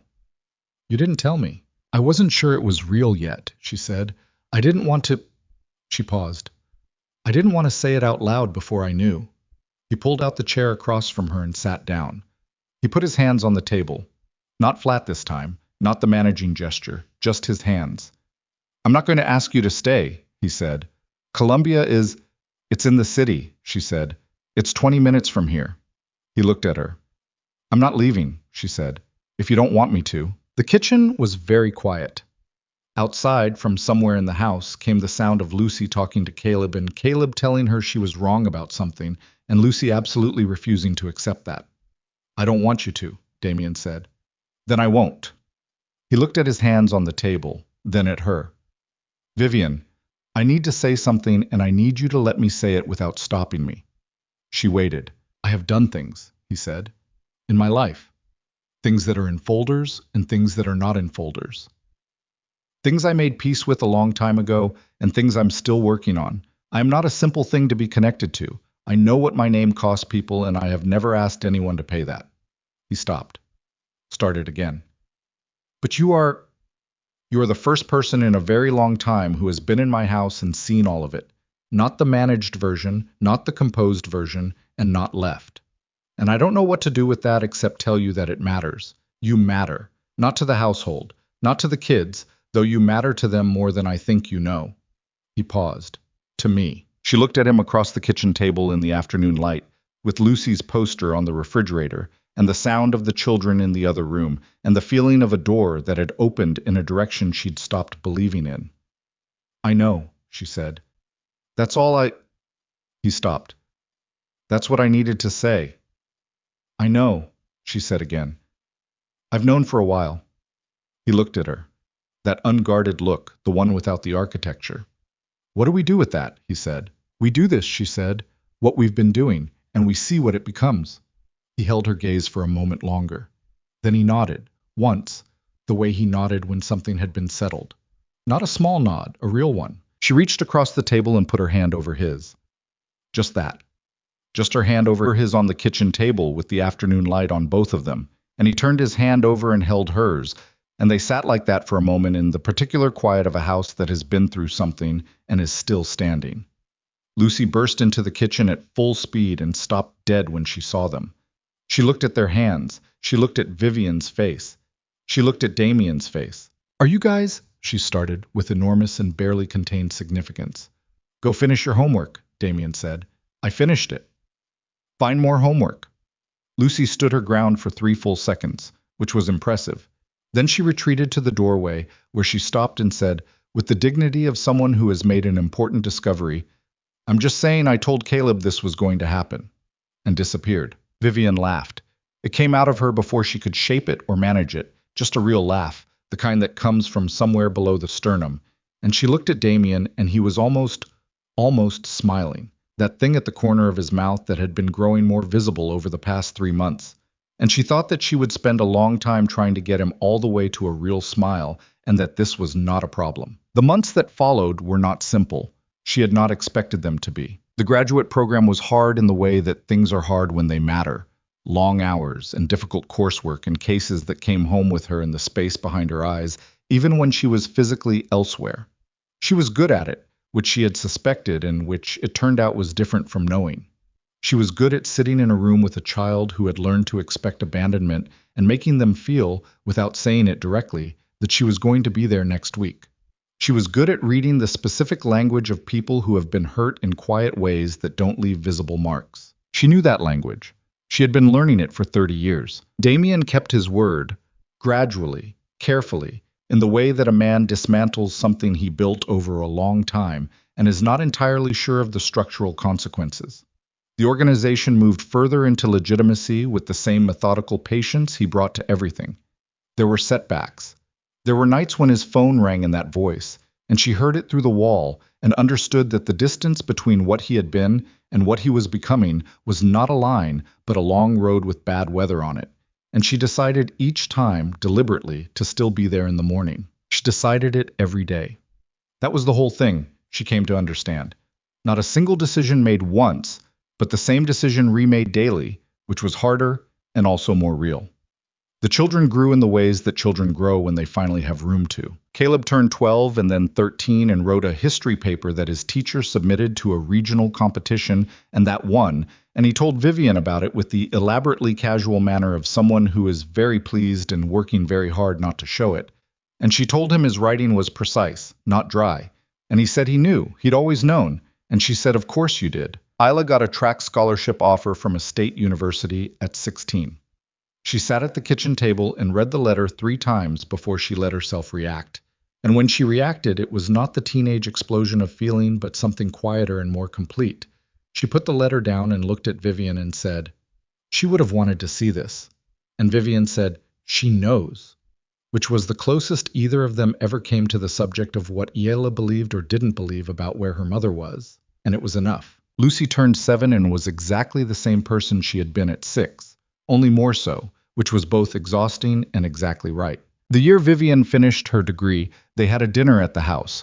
Not a party, she didn't want a party, just the family and Carol Stein, who had become something adjacent to a friend, and Greta, who had been managing this house for longer than any of them, and Damien's 2 oldest associates who had been there the night of the snowstorm, and who had spent the subsequent year recalibrating their understanding of their employer. After dinner, Damien took her out onto the terrace. It was a clear night, cold but not vicious, the kind of cold that feels honest rather than hostile.